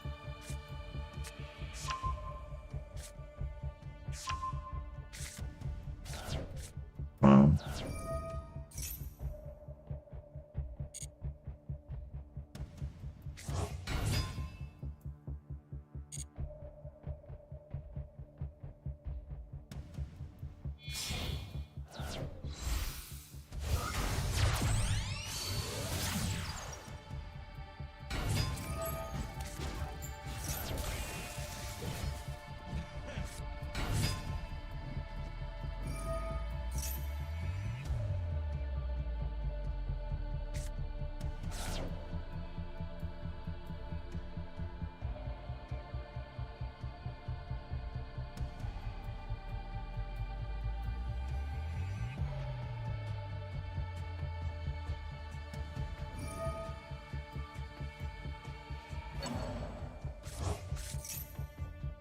I think when sequence comes out, I'm gonna destroy it.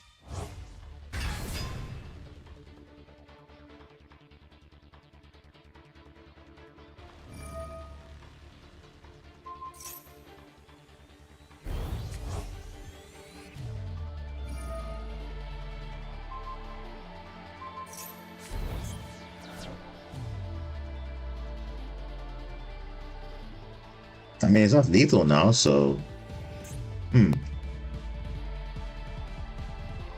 You know, he actually had lethal damage if he had not done anything, but okay. It's fine.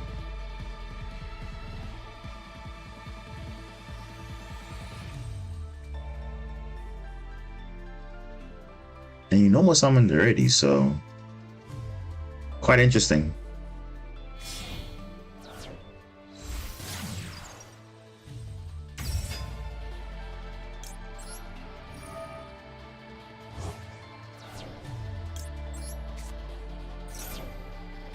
Oh, nah. Oh, bro. Now you're giving me Ash Blossom?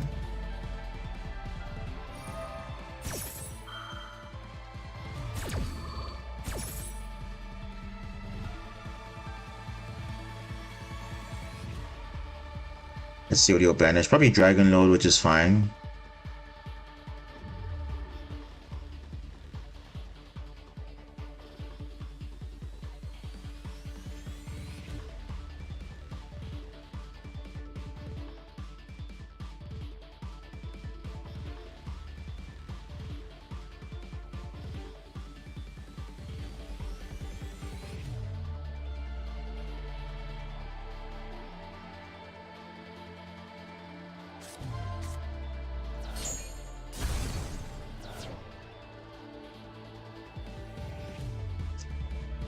So he banished the Dragon Lord. Okay, that's fine. You don't really need that. That looks like hell to play against. Yeah. It's Castura Fiendsmith, but what actually is it? We don't even know. Where are their main plays? We don't even know. But they've normal summoned already because they used Bird to normal summon this. So I don't know what their main play actually is. Yeah, it's just this. Which is actually fine because, like, yeah, it's actually not a problem.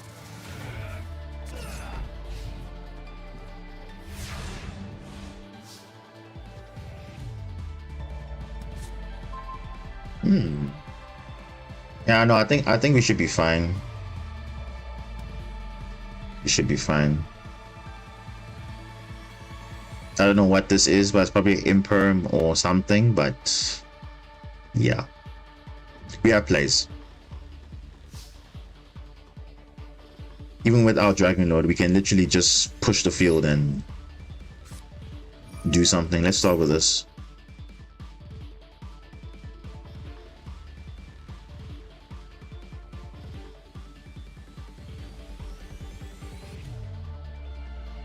I'm gonna summon this actually.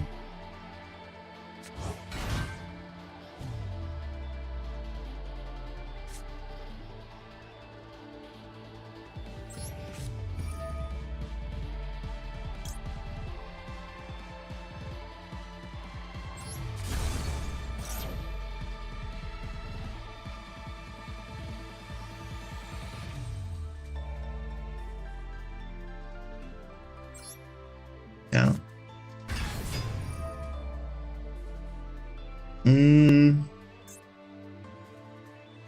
Yeah, we're gonna destroy this. And we are going to send this. And we're going to... I mean, he's gonna activate anything anyway, so it's like fine. These cash monsters are fine. I don't know what that is though. I'm gonna get rid of that. He's gonna trigger anyway, so it's fine.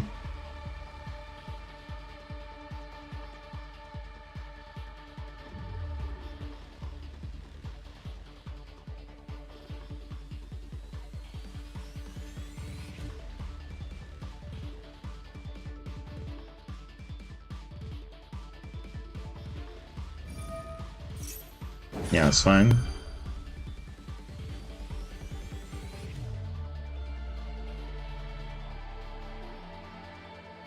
Fenrir is not really relevant because like we can deal with that. That's fine. We haven't normal summon yet, so it's okay. And for the Fiendsmith stuff, bro, what? What? White Forest. White Forest. What is he summoning? Hold on. White Forest summon from the hand or deck and then synchro summon. What is he synchro summoning it into though? I don't see the logic here. How is that gonna work? Level 4 tuner monster, level 4 tuner monster into level 7s. What? I don't think that's a play though. Nah, I don't think that's worth it. Nah, it's fine. What are you synchroning into? I don't even know.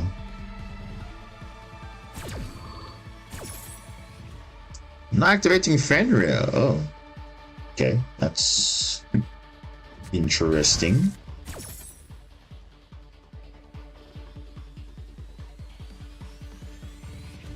Yeah, like what is he synchroning into? He's just adding a card, but that's not doing anything.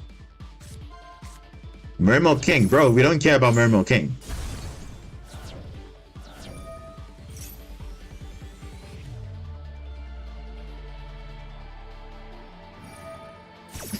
Okay, White Forest. No, that's nothing to ash about. That's nothing doing anything there. He's adding a trap he has to use on his turn, which is like okay, it's fine.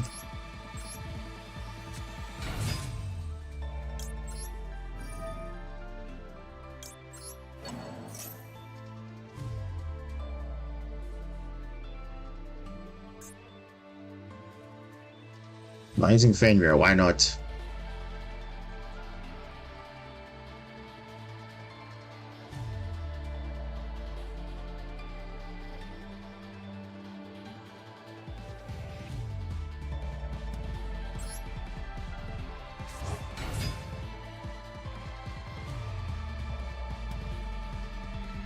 I mean, that's exactly what happened here. He's not doing anything with the cash cards. It's just there for board presence. That's literally it. So he's actually playing White Forest. Now we know. He's actually playing White Forest. Yeah, actually, I'll do this. Like, I'm trying to see where the interaction's happening here, but okay. I mean, I still have a normal summon, so I still have plays. If he tries to disrupt anything, I have plays. So it's not like... But let's just to be sure. Let's just discard that. Let's see what's in his hand, though. Bro, he's holding on to Vela. I don't know why he's holding on to Vela. Now, it's gone now. Okay, there we go. So now he's forced to use Fenrir now. Yeah, there we go. Now he's forced to use Fiendsmith stuff because now disruptions are going now. So, and we have Ash for it. There we go. No Fiendsmith in Paradise, and that's it. The only disruption now is Fenrir, but we can deal with that. Bro, what is he waiting on? What is he waiting on? Okay, you know what?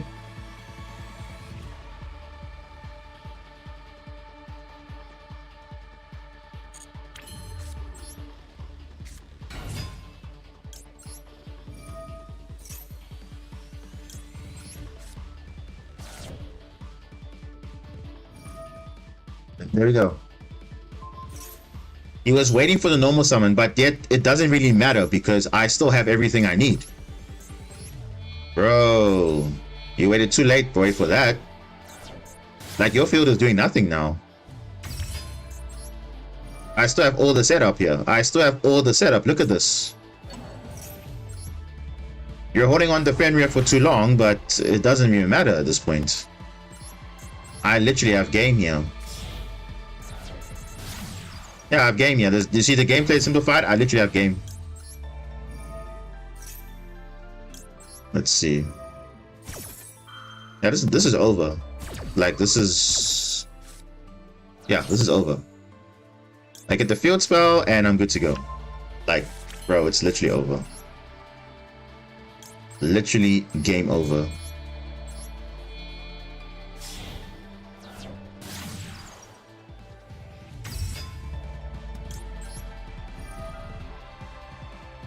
Yeah, I have everything I need.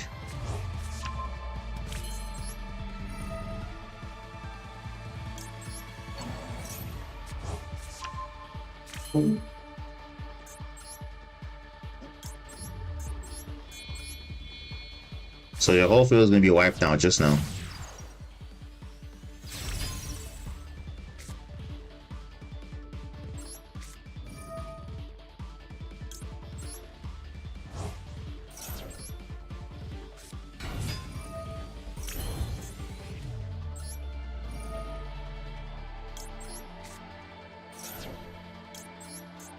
Get this back.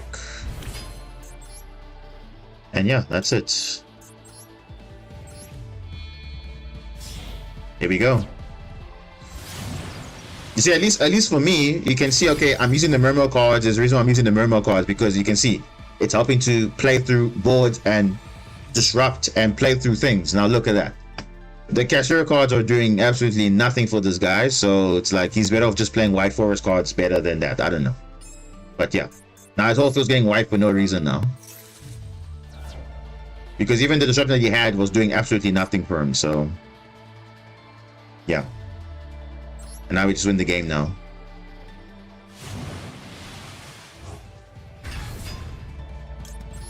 Because that's something that we were missing. Ways to push. Now we can push now comfortably. Because of the Murmur cards, I said. So at least in my deck, there's a reason why I'm playing the Murmur cards. They're actually doing something. Whereas in his deck, I don't know what the cash cards are doing. Because the Murmur cards generated bodies for me. So, you know, even if I normal summon or whatever, you see, I already had like 3 other bodies. So, it's literally premium value for me, playing the Murmur engine. They're not just sitting there doing nothing on the field. They actually are used as link material.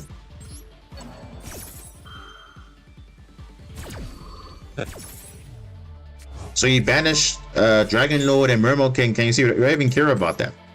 We don't care about that.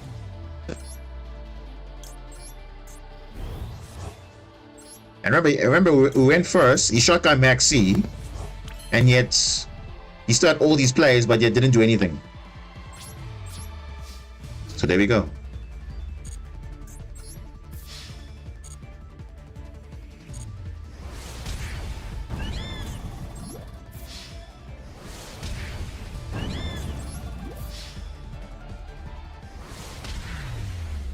Now, obviously, if you had Dragon Lord, it would have been even more quicker because you just spin everything back and you got max damage already. So this is like another layer of just, you know, the inevitable. But yeah, the basically cash cards and that. But look at that. We did all those plays. Normal summon Blue Tang. Before, if you normal summon Blue Tang, would have been disrupted early. So now that's what the benefit of playing the Mermail cards in Marincis, it makes it much better, I think.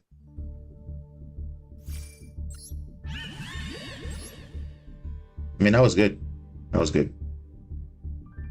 But yeah, I did say one game, so that is the one game. Because you see, these games are taking like literally 30 minutes. I can't be sitting here playing 30-minute games. It's like way too long. But yeah, I mean, those are, you see, so unfortunately, again, Meta Weekly didn't turn up nicely for us, but it's fine. We go again next week. Like, I'm still pretty confident that the deck plays. You saw now, if you have a decent enough hand, you can play through pretty much anything, as you saw there. So I can't really say my deck is bad because it just depends how well I open. If I open bad, then I open bad. I can't do anything about that. Even the best decks, they open bad. So it's okay. We'll pick it up next week. But yeah, like I said,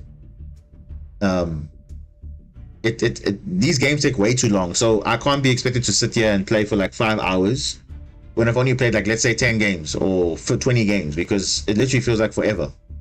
So I don't know, because people are taking longer turns. I mean, to be fair though, I mean, my turns are not even that long because I'm doing the same thing all the time. But other players, like, they have so much to do, they can't even do their combo quickly because they're opening a spreadsheet and saying, okay, if I do A, B, C, then I must do D, E, F. No. Remember, spreadsheets are there as a guide, but I like to learn things off the fly. That's what I did with this deck. I literally learned it as I went, and I said, okay, how can I best optimize it with the ratios and everything? And that's it. I didn't have a spreadsheet next to me. I just, okay, I know my regular combo. How do I use this to optimize it? That's it. So the same thing, the same way where our Crow knows playing Kashtira cards don't do anything for White Forest because it's just bricks that you're just playing in your deck. They don't do anything. At least Mermail is doing something to my deck, you know? So I always say you gotta be smart in what cards you're using, because card quality is more important than card quantity. Because you're playing, yes, a Kashtira engine, but is it actually adding to your combos? Not really. It's just like, okay, a layer of disruption, that's it. But at least Mermail, the Mermail part is kind of good for breaking boards, but also it's good to establish bodies on field. Hence, Marincis comes in and uses that. So they complement each other very well. So hope you learned something, and anyone else that's watching the stream also. But yeah, I had some. I mean, like I said, Meta Weekly is Meta Weekly. We go again. Like I said, I'm not really hoping for anything crazy there, because I do. You guys cannot deny that I had some crazy games in the Meta Weekly anyway. But it's okay. We'll eventually get to the as far as we can. But I think the format right now is just Malice everywhere, so people are just playing Malice galore. And yeah, I think once probably Rizio comes out, then it might be a bit balanced, I think, because right now we can't just play one hand trap just for one specific deck. I feel like it's not really worth it. So I think once we get Rizio, then things start getting interesting, because now you have to worry about Rizio and Malice. So I think it'll be a bit of there'll be 2 tier 1 decks, I think, at that point, which I think will be kind of fine, because you won't be expecting Malice every single game, you know? So, and I think we'll have a better time in the Rizio format than Malice format, I think, because Rizio is nothing. We can literally deal with Detonator and Dual Drive and all those things, because like we've seen now how the deck works. And I think probably till Mitsurugi comes out, then we'll see probably the best version of Rizio. But right now, I don't think Rizio is going to do anything that major. Yes, Rizio Fiendsmith is there, but pure Rizio, I don't think so. I don't think pure Rizio is good enough to manage. Same thing now you see with pure Malice. People are not playing pure Malice because pure Malice is not going to win games, because Lancia exists. And pure Lancia unfortunately loses to Lancia. So you have to play it with different engines just to compensate for that. Hence, they're playing Millennium Engine, they're playing Speedroid Engine, or Code of Soul, and even for If you have March here, for example, you can, if they don't shotgun the Lancer early, you can use that as well. But if you're playing the purest forms of the deck, it's not going to be doing anything. That's why you see, if you're playing pure Marensis, doesn't really make sense, because you're always going to lose going second. Basically, you're always going to lose because your combo relies on what? The normal summon. So I made sure that I don't have to rely heavily on it. I have other means to play. Hence, Mirror comes in. So it's not like it makes my deck bad. It helps me better going second, having a good chance going second. Because pure Marensis relies on hand traps, and if you don't open your hand traps, then you're doing nothing. You're losing every game going second. So it doesn't really help. Because the combo's the same whether you go first or second, but going second is where it matters. So I think that's where I told myself, no, fine, Marensis is okay, but unless you don't have direct support itself, we really struggle. So, yeah.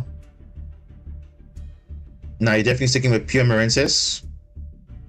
I mean, like I said, some people are swearing by it. It's fine, but then again, just good luck at you know, breaking boards going second, because you can't break boards going second, unfortunately. And it's been proven, guys. We've seen this in the past. Go look at my previous streams. You can go back and check.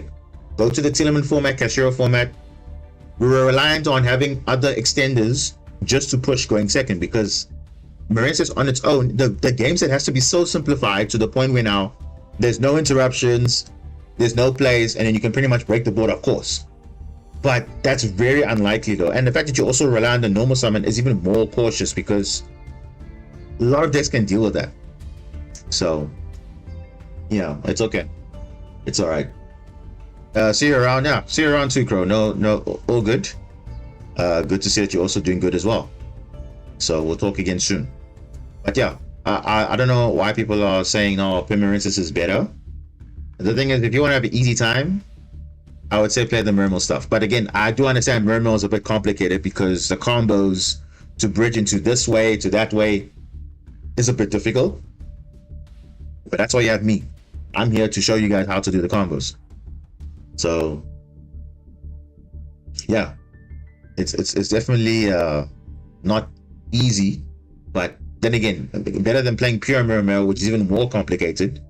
I think Murmel Marensis is kind of a bridge to understand, okay, basic, you know, interactions, but then also using a card to bridge into other engine, which is also what it's there for. So yeah, it's also there. But yeah, I mean, that's not to say, not to say that pure Marensis is bad. People can still make it work, but again, you're reliant on your non-engine. I always say this: if you're playing pure anything, you're heavily reliant on your non-engine, which is not always ideal, because in some situations the non-engine doesn't, you don't even see it, and then it's like, oh, what do I do? So that's why I'm more of, you know, playing more engines, but, you know, to synergize. So yeah, we'll see next time how it works. But like I said, right now in Master Duel specifically, I'm playing Murmel Marensis until there's, you know, a change in the format that requires me to play pure Marensis, because like I said, the last time I played pure Marensis was before you know, the Murmel cards came out in Master Duel. So, and we got Master 1 even at that point. So it's just like, okay, we've done what we needed to do to achieve with pure Marensis. So now I feel like the next challenge is, okay, let's take the next level and elevate it. So we're elevating it now, because I've done everything I needed to do with the pure deck. It's just I've got the extenders, I've tried the different engines, I've made it work, and I've gotten multiple master ranks before. So it's not like I need to do it again. So I'm enjoying it. I'm enjoying the deck. I like the way it functions. And yeah, maybe you guys have a different opinion on it, but for me, that is how it is. And in terms of like even like the deck itself, I mean, you can see it doesn't look like it's expensive at all, because there's a lot of SRs here. So you would say, okay, is this a budget version or what? I would say this is pretty much budget, because Marensis by itself is already budget. It's just the optional card that you want to have. But realistically, this is as budget as you can get. You know, in terms of a good deck that does everything, going first, going second, and that's it. Because if I say, okay, play a pure budget version, then you're not playing optimal cards. Then it's like, okay, now you're playing bad cards just because you budget. But honestly, Marincess itself is really but the Marincess core is budget already, so it's like it's fine. Pure of either do better though. Which one? What are you saying, John? Are you saying pure either way does better, or because I don't have an issue with the pure deck, because the pure deck does the same thing I'm doing, but now the difference is going second. How do you fare going second though? The pure deck does not shine well going second because it relies on your non-engine, and sometimes if you only open non-engine, that's it. So pure of either do better. Pure Mermail, pure Marincess, they do well. They do well, but I'm just saying, like, they both have their weaknesses, so I'm kind of complimenting both of them. Because the problem with Mermail, the resource management is quite bad, but the trade-off is you're able to break boards. Marincess, you have good resource management, but you can't break boards. So hence, you see, strengths and weaknesses. So I'm synergizing it together, and yeah, it's not as degenerate compared to other, you know, like playing pure Mermail, which is basically hand looping your opponent, and then Marincess is just Marincess. What it is. You know, it's always been a deck that has potential, but it just needs the right support. And right now we don't have the right support. So we are using the Mermail cards to supplement that for now. Obviously in the future it's going to change, hopefully. But until then, there's no direct support for Marincess. So, because right now we're not really a modern deck per se. I would say Mermail is more modern than Marincess, of course. Because the last support we had was 2022. And yes, you're going to say, oh, but now doesn't Trickstar Aqua Angel count as Marincess support? No, it's Trickstar support, but it happens to be a Marincess card also. So I wouldn't consider this being support for Marincess because it doesn't really fix the deck's issues. We need like a literal new overhaul of monsters completely. So yeah, we need cards that are more relevant to keep up to date with the current format. That makes you kind of play going first and second. So I mean, the right support for Marincess is Mermail anyways. Yeah, basically. Right now, this is the best support that we have through the Mermail cards, but it's not technically Marincess support because we're using it as an engine, but it's not to say it's real support. Because the real way for Marincess to get any support is very low. Yeah, it is. But I'm hopeful because I saw now with the Akiza Black Rose Dragon support has got something. I'm hopeful that in the near future we're probably gonna get something for the other, you know, Vrain's characters, because it seems like they're slowly but surely giving support for all the characters, for all the animes pretty much. So we've seen now with obviously the OG Duel monsters, they all got support. We've seen now with GX, they all got support, kind of ish. Obviously the 5Ds, obviously Yusei is getting a structure deck. Jack Actor's got the Red Dragon Archfiend support. Crow got his Blackwing support, so now Akiza's getting Black Rose Dragon support. I think even was it Luna or Leo got the I think Luna got the Ancient Fairy Dragon support. So 5Ds is pretty much there. GX, obviously, not GX, what is it? Zexel, obviously we got Shark with Shark support. We got the Utopia support now in Duelist Advance. Now obviously in Pendulum, we obviously got now DDD. So it's a matter of time before we get other support for other characters. Goki got support now in Doom of Dimensions.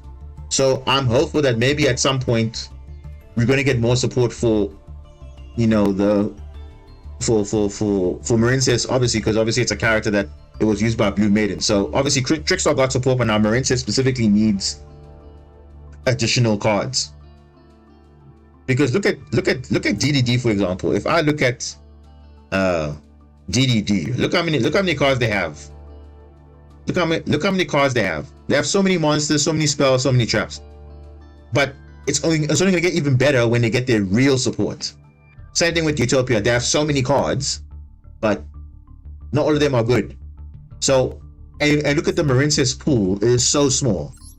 Like, look at this. It's literally like so few monsters, very few link monsters, very few spells, and then a lot of traps which don't do anything. So, yeah.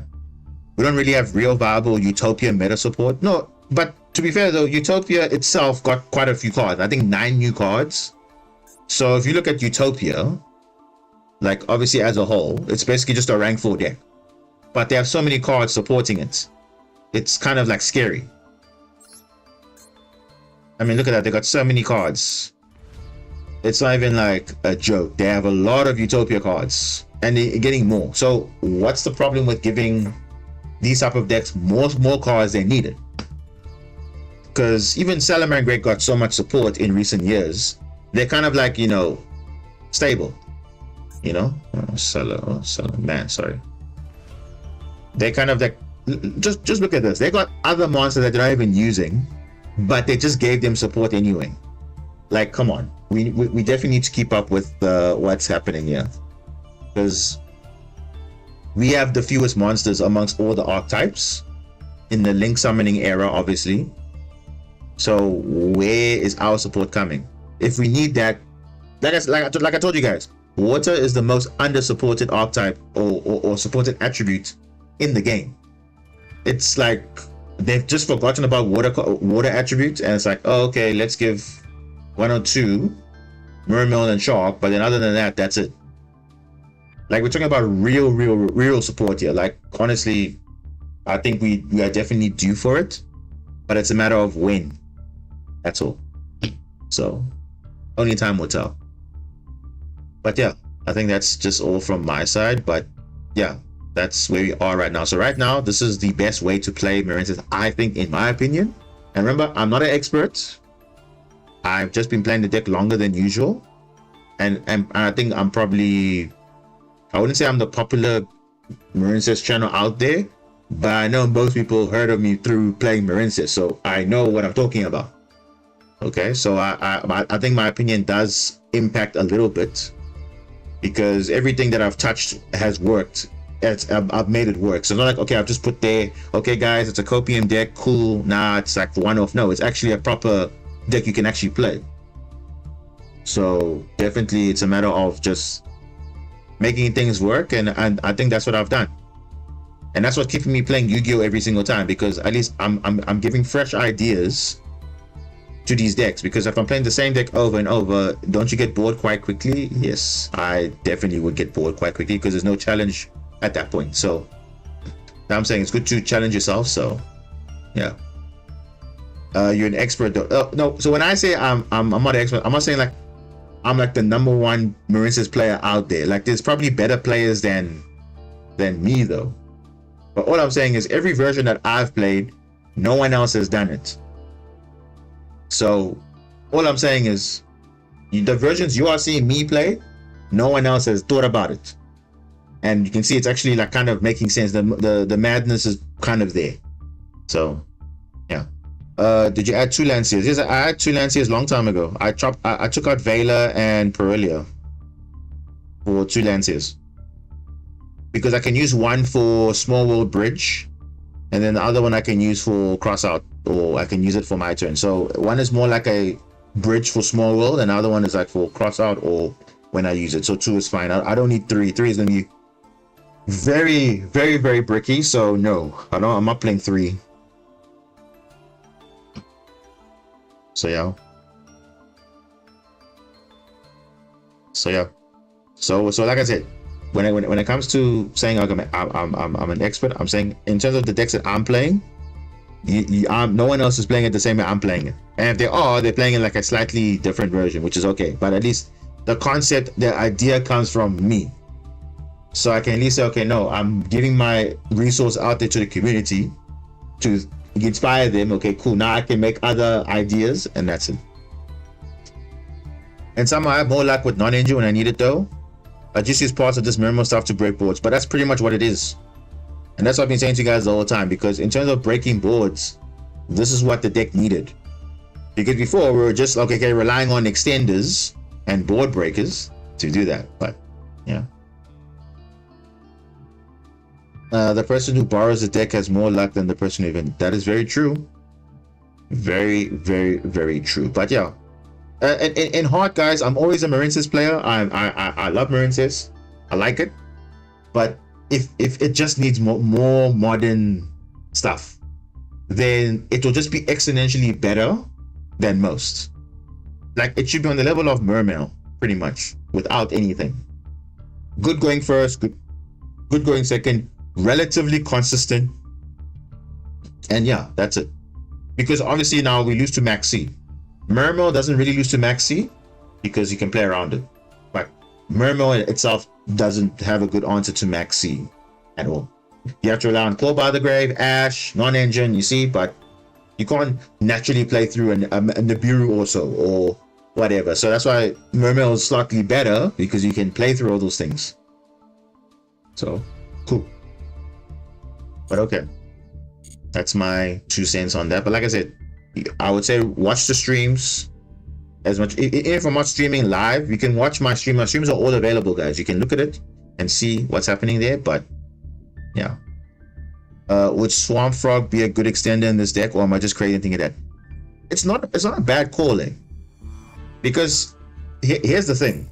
When I look at potential cards that I can use in my deck, I say, okay, cool. How reliable is it? Do I need a way to search it or what? Because if it's something that I can't really search, then it's like kind of a gamble in a way. Now, Swamp Frog could be good because obviously but now the problem is, does it trigger your Atlanteans though? Because I know it's part of the effect to discard. It doesn't start a chain though. So, I mean, I haven't really tried it myself, but if it doesn't trigger the Atlanteans, then I won't really use it. You see? But I know what does trigger the Atlanteans, the Ice Doll stuff. The Ice Doll stuff does trigger the Atlanteans because it says it discards for cost semicolon. Because let's have a look at this. Let's have a look and see if Swamp Frog is actually good. Because I don't think it triggers a Atlantean or Dragoon, because remember the main thing with the Atlanteans is that it must be saying, okay, it must be sent to a graveyard to activate a water monster's effect. But if it's an inherent effect, it doesn't. It's not part of the thing. If it makes sense, it's not part of the effect to say, okay, I need to be triggered to be summoned. No, like it just like for example, look at Neptibus, right? Neptibus says send an Atlantean monster from your deck to your grave, comma, right? Or semicolon. Semicolon means that part of the effect is for cost. Then you can add something or do something. So if that colon is not there, it means that it will not trigger anything. So let's look at Swamp Frog. Let's see what that does. So you see, you can summon this card from your hand by discarding one other water monster. So they say that's not a effect that triggers for cost. So it's like it's not part of the effect. It doesn't say you can discard another water monster semicolon summon this card from your hand. So it's like an inherent effect. So you'll see even like the same thing with the Diabell Star, right? Diabell Star. So Diabell Star is the same way. So Diabell Star says you can summon this card by sending one card from your hand to the or field to the graveyard. So if you have a Tillerman monster says it needs to be sent to the graveyard by a card effect, right? But let's see. If it's sent to the graveyard by a card effect, but the thing is there was no semicolon there, because if you look at all the Tillerman cards, it says summon a monster then send. So there's no colon next to it. So there's no comma or semicolon next to the card. So I don't think it's gonna work. Let's go back to Swamp Frog again. Yeah, it just says summon this card by discarding a water, but it doesn't necessarily say, okay, it's part of the effect for cost. Because if it's not for cost, it doesn't work. But a card that does work is Ice Doll. If you look at Ice Doll, it says you can discard one other water monster, semicolon, summon this card from the hand. So even if this card gets negated, you still trigger that card for cost. So if you discard a Dragoon or Atlantean, Shadow Squad is going to trigger because it has that semicolon there. So I would say this card is a better extender than Swamp Frog, I would say.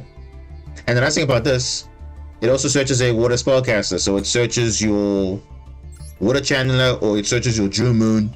And if you're playing Ice Barrier, it searches your barrier set, your revealer, which is actually quite nice. So this effect will trigger your Atlantean cards, not the Swamp Frog, because Swamp Frog is an inherent summon. inherent summons are not part of, okay, the effect for cost. The same thing with the Abyssius. Abyssius also says you can discard one other water monster, semicolon. So semicolon means it's part of the cost. So in other words, the way to remember it, if it doesn't start a chain, then it's not going to activate. Pretty much.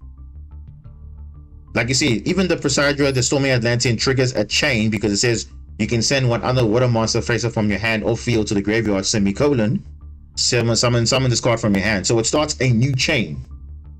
So if it doesn't start a chain at all, the effect's not going to work. Right?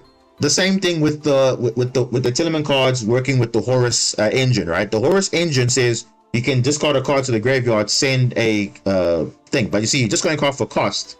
But they work with the effect differently because they work on resolution and not on the effect for cost. But for this one, it specifically says if sent to the graveyard to activate a water monster's effect. So it must be for cost. It cannot just be, okay, inherently summoned. So that's something I would weigh to identify if a card works with the Atlantean cards or not. If it doesn't start a chain, then that's it. Yeah. So it has to be a cost for the activation of a chain. Yes. Yeah. So that's the best way to identify whether a card is useful or not. Because some cards activate on cost and some work on resolution. So the Tillman cards, right? The Tillman cards, they work on resolution because they don't care about, they're not going to work if they're sent for cost. They only work if they're sent on resolution. Because you notice all the Tillman cards say then. You do something and then. So doing something means you do that thing first and then something happens. So you see, look at Tenement Harvest says summon the card from your hand, then if you do. So then or if you do means that's resolution. Send the top 3. So if it was sent to the graveyard for cost, it's not going to trigger because that wasn't on resolution. That was for cost. So Tillman relies on it resolving on resolution, whereas Atlanteans require being activated for cost. So that's the difference. So they both rely on, so the one relies on the chain, the other one does not. So if you are not relying on the chain, that's on resolution. But if you are relying on a chain, it needs to be the activation for cost. That's how I would think about it. So there's your answer to your question for Swap Frog. Can it be used as an extender? You can use it for a general extender, but ideally it must be to get the benefit of a Dragoon or Shadow Squad. Otherwise, it's not really worth it to run, I would say. It's good in sprites because they don't really care about that per se. But yeah, that's just how I would read it. Okay. That's enough for one day. But yeah, like I said, you can always ask questions when I'm in the stream to find out certain things are good or not. Because obviously I've tried all these other things, but I know how some of these cards work, and it's not always working the same way because of the way it's worded. So always be careful of how a card is worded, because you would think it works like this, but actually it doesn't. So, and I know some simulators say it differently, but Master Duel is kind of accurate in terms of the rulings and stuff. So, yeah, okay. All right, guys, I think that's it from me. So, like I said, I'm not promising a stream very soon. When I can, I will stream. So, just bear with me for a moment there. I know you guys have been asking for more content per se, but I'm gonna be doing that. But just be patient with me. I will have a proper schedule soon, but right now there's no schedule guaranteed because it's just streaming when I'm available. So I think I really don't want to just stream on one day for the week. It must be for more days, like how it was before. But again, like I said, it's not my YouTube is not my full-time commitment at this stage, because it's not my full-time job at this point. So I do have my main job to sort out, so that is the priority, unfortunately. So it's the one that is more sustainable than YouTube, of course. So just be patient. Doesn't mean I'm not focusing on YouTube. I do still want to do it because it is a hobby for me. But again, it's all about the time. That's all it requires. This thing requires time, and especially if you're doing double job, you know, working and also doing this it's hard to balance, especially with the nature that I'm doing. So it's fine.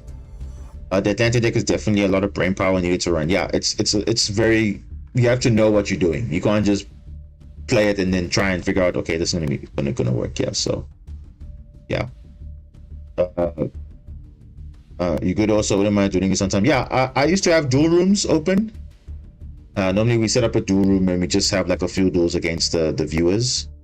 But like I said, right now, again, it's just finding the time, because that's literally with everything. Especially if you're on the the free to play grind like myself, because I don't spend any money on this game. It literally just requires time. So I'll do what I can, but I can literally say, okay, cool, I'm done with it, and I can move on, because I'm not investing money into this. So it's just my time only. So that's literally a time and patience. Yeah, true. This game can be wild sometimes, because like I said, the games take so long, and like it's like you're not even seeing anything. Like you're winning games and you're losing games, you're winning games, you're losing games. It's like it's not really consistent, and especially if you're not playing the best deck in the game, obviously, then you don't really care. But it's like, you know, I'm guilty for almost spending 1K into the game. Bro, it's totally fine. There's no shame in spending money in the game, as long as you know where it went and you're fine with it. Because I've also spent money on other games where I regret it, but hey, it is what it is, right? But especially with this game, because I'm coming from Duel Links. Duel Links is a game I was playing a while ago, but I saw the fact that it required a lot of time to grind, because it wasn't free to play friendly like this game. So you couldn't actually get the cards you wanted. Yet it required you to spend some money or grind out the game with like long hours, which I didn't have the time for. So I had decks, but I didn't have the cards that I wanted. At least this game allows me to get the cards that I want. So I'm perfectly fine with spending time in this game, because at least I know whatever I'm grinding for, I'm getting it back. So it's all good. Yeah, all I want to do is play this game, but it's just these formats are not worth it. Exactly. It's just like, you know, and you know what's sad, because in the beginning of the game, they were talking about how they're going to introduce all these tournaments and events, like, and we thought it would be more frequent than usual. But it seems like, I mean, the events they bring out is not good enough, because, for example, the Fusion Link Festival that we had, I mean, that's a good event, but now why don't you just make it a permanent mode for those that only want to play that? You know, I mean, why does it have to be an event? If you want to play TCG rules, why don't you play TCG rules? I thought Master Duel was supposed to be a bridge between OCG and TCG, you know? But now they're just making these modes for a limited time, and then like, okay, people are having good for like 1 week, and then they're back to the normal format of ranked ladder. Let's be honest, people don't want to be playing ranked, because at that point you're playing the World Championship. At that point, if you're playing ranked, because that's how the ladder is, you know. So people just want to play a very casual mode, but at least with like different twists. So like playing with different rule sets. Like even this Under 5 festival, it's a very nice concept, but why couldn't it be every single, like, why couldn't it be a permanent mode? You guys remember the Dice Rally format? That is a perfect game mode. I mean, that literally was like a very fun mode. I mean, a lot of people like that mode, but now why is it only once every now and then? Because who knows when we're going to get that event again. Do you guys remember in the beginning of Master Duel, the normal rarity format? Normal rarity format was probably arguably the best event we had since Master Duel came out. But they only brought it back at that time once only, and that's it. But people are still talking about it to this day. I want a normal rarity mode, because remember, there are some updates to the game now. Let's see how it is now with all these other cards coming into the game. So why can't we have these modes permanent so that people have options to play? Because let's be honest, people don't want to play ranked. People don't want to be playing casual match, because casual match is not it. They thought team battles was gonna work, but team battles is only for I don't think people even play team battles, to be honest. I thought it was gonna be 2v2. That would be very cool, because I can say, okay, I can pair with my with the viewer here. We can go against other viewers in the 2v2, like tag dueling. No, they didn't even introduce that. So I'm like, okay, no, it's fine, but at least give us more modes so that we have other ways to play. Then obviously you can make specific events for gems, and then the other ones just for permanent modes, because there's really no point in making these modes for a limited time, because people are actually enjoying the game when these events are on. Because, and also it gives you deck variety as well, because now I can play, okay, cool, under 5 certain decks are viable. In a normal rarity format, certain decks are viable. In a fusion event, certain decks are viable. In a whatever, like, you know, you can mix it up. Edison format or Goat format, even better, like going back in time travel. Like, why are those events for a limited time? Let's make it permanent so that people have options to play, because that way it gives more content, which means it's more enjoyable for you to decide, okay, what you want to craft. Obviously you can make rank duel, but when you're done with rank duel, what do you do? Because that's what I told you guys before. If I just spend the first week grinding everything out, you know how bored I would be? I'll literally be doing nothing for the month. Even with the new pack release, like, because I made Master 1, okay, so what? Like, that's it. There's nothing else. I can play rating duels, but who wants to play rating duels for a whole month? I don't want to do that. Unless you're working for, unless you want to focus on the World Championship, but not everyone's going to be focusing on playing the World Championship. So what other modes do you have other than the events which you have to wait for to play something different? But other than that, why can't it just be a permanent thing? You know? Why can't the duel rooms be having all the formats there? I mean, yes, it does, but the thing is only for duel rooms where people have to now come and participate. But why can't it be an actual mode where, okay, I can queue into a Fusion Link Festival or a under 5 or Dice Rally or normal rarity? Then it will make your cards not just sitting there in the card collection doing nothing. Because let's be honest, people are playing with the same decks all the time, so there's no incentive to keep some of these cards for these certain events, because they're only for a certain number of time and that's it. But now it's like, oh, that's it. So yeah, honestly, I think Master Duel is in a good place, but it's just the format is just not right. I mean, there's only ranked and that's it. I mean, that's not really casual match. We thought it was going to be okay, but it's just not the same, because there's no incentive playing casual match. I mean, it's just for warming up and that's it. But you obviously want to get the rewards, so make other challenges. Make Dice Rally permanent. Why can't Dice Rally be a season-based thing?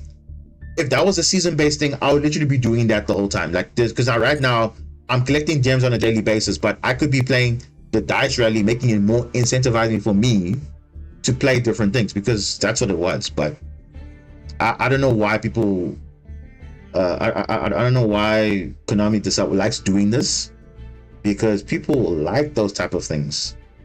They want to experience new different formats, because I don't like playing Malice every single game in ranked, for example, or whatever. Like, I can play casual mode, chill, banless are kind of reasonable, you know, no maxi, for example. Like, people just don't want to see that every single time. It's kind of frustrating. So yeah, but okay, that's for another day. We'll keep complaining, but we'll still love this game. But we just want the game to be better, because I don't want the situation where this game will die out and then now it's like there was so much potential, because that's what happens. People die out, people play games, but then the content gets stale and then it dies out slowly. The only thing keeping this game relevant is that obviously there's new cards we haven't experienced yet, and Master Duel is a very different format to others. So of course, although those formats are playing those cards, it might be broken or even more broken in this format. So only time will tell. But until then, you still have to wait for like a year to get all those cards that you're looking for. Like, that's way too much. So yeah, but okay, that's it from me, guys. Let me know if you enjoyed the stream. Make sure to leave a like and subscribe, and yeah, I'll see you guys next time. And yeah, this is Diamond signing out. So enjoy your week, enjoy your day, your night, and yeah, I'll see you guys on the next one. Peace, everyone.